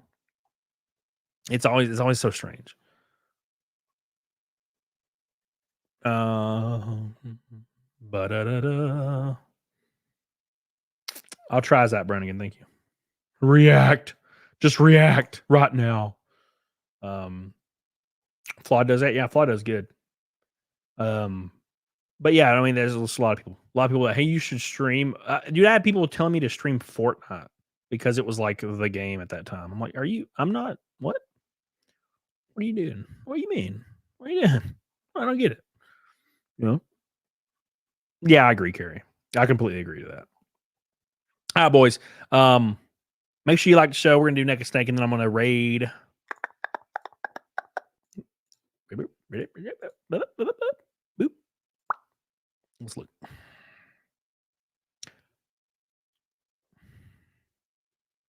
Billy, didn't you say you were streaming? I'm so confused. Why are you never on my list? This is so weird. I feel like I raided you once, though, didn't I? Did I not?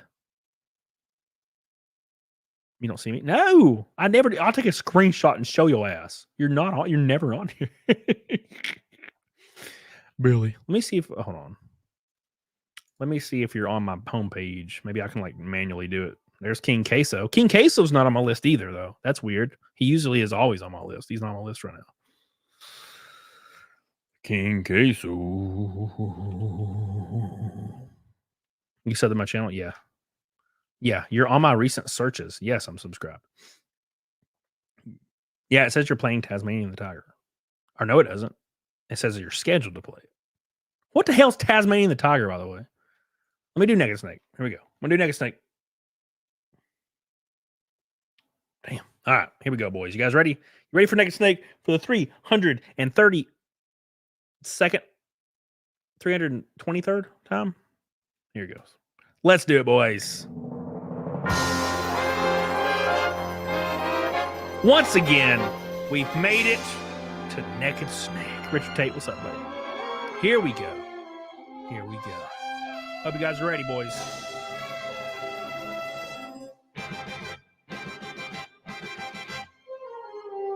It's time.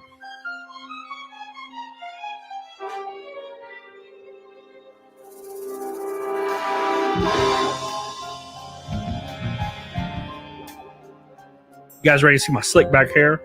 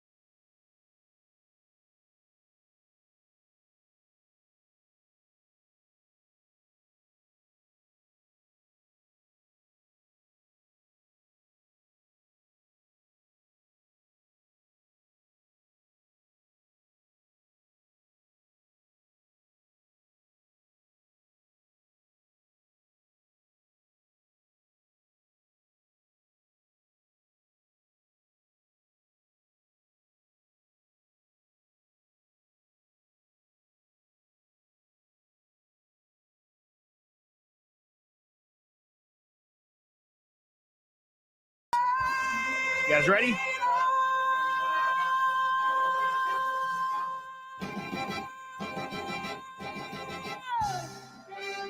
Thank you, guys. Appreciate you so much. Carrie says you better stop saying that. Nothing can replace Mod Carry. Almost anything can replace Mod Carry. Okay. Okay. Thank you, Carrie. I appreciate you. Richard Tate with a $20 super chat. BIP room time. Oh, you're a regular visitor to the Chatterbait, I assume. Thank you. I appreciate you, Richard Tate. You are the man, the myth, the legend. I appreciate you. We love you. We appreciate you. Get on it, doggone it. Let me like that. Thank you. Thank you, my man. I appreciate that so much. We love you, buddy. We appreciate you. I'm still in a dream. Eat my ass. All right. I'm going to copy and paste, see if this helps. I think I can raid you, Billy. I think we're going to raid Billy because it let me enter you in there manually for the first time. Well, we'll see if it works. If it doesn't work, whatever. Thank you guys so much. We're going to raid Billy. Make sure you give him some love and subscribe to him. and make sure you fat shame him. Thank you, Richard Tate. We love you. We appreciate you. Thank you guys, everybody. You guys have been so good to me. What a fun show. Thank you guys so much. I'll see you guys over on Twitter. I'll be active on Twitter for a little while if you want to give me a follow over there. The Twitter is right here. Boop. Forgot to message you on Twitter. I'll get on that. Yeah, why have you not done that yet? What the hell, Carrie? Thank you, Carrie. Love you, Carrie. Love you. Love you. Lube you. Lube you. I'll see you guys on the next one. Love you, Hashhead. Get on it, doggone it. See you guys. Hey, M202. Wow. Ibrin Designs. Thank you, guys. I'll see you guys soon.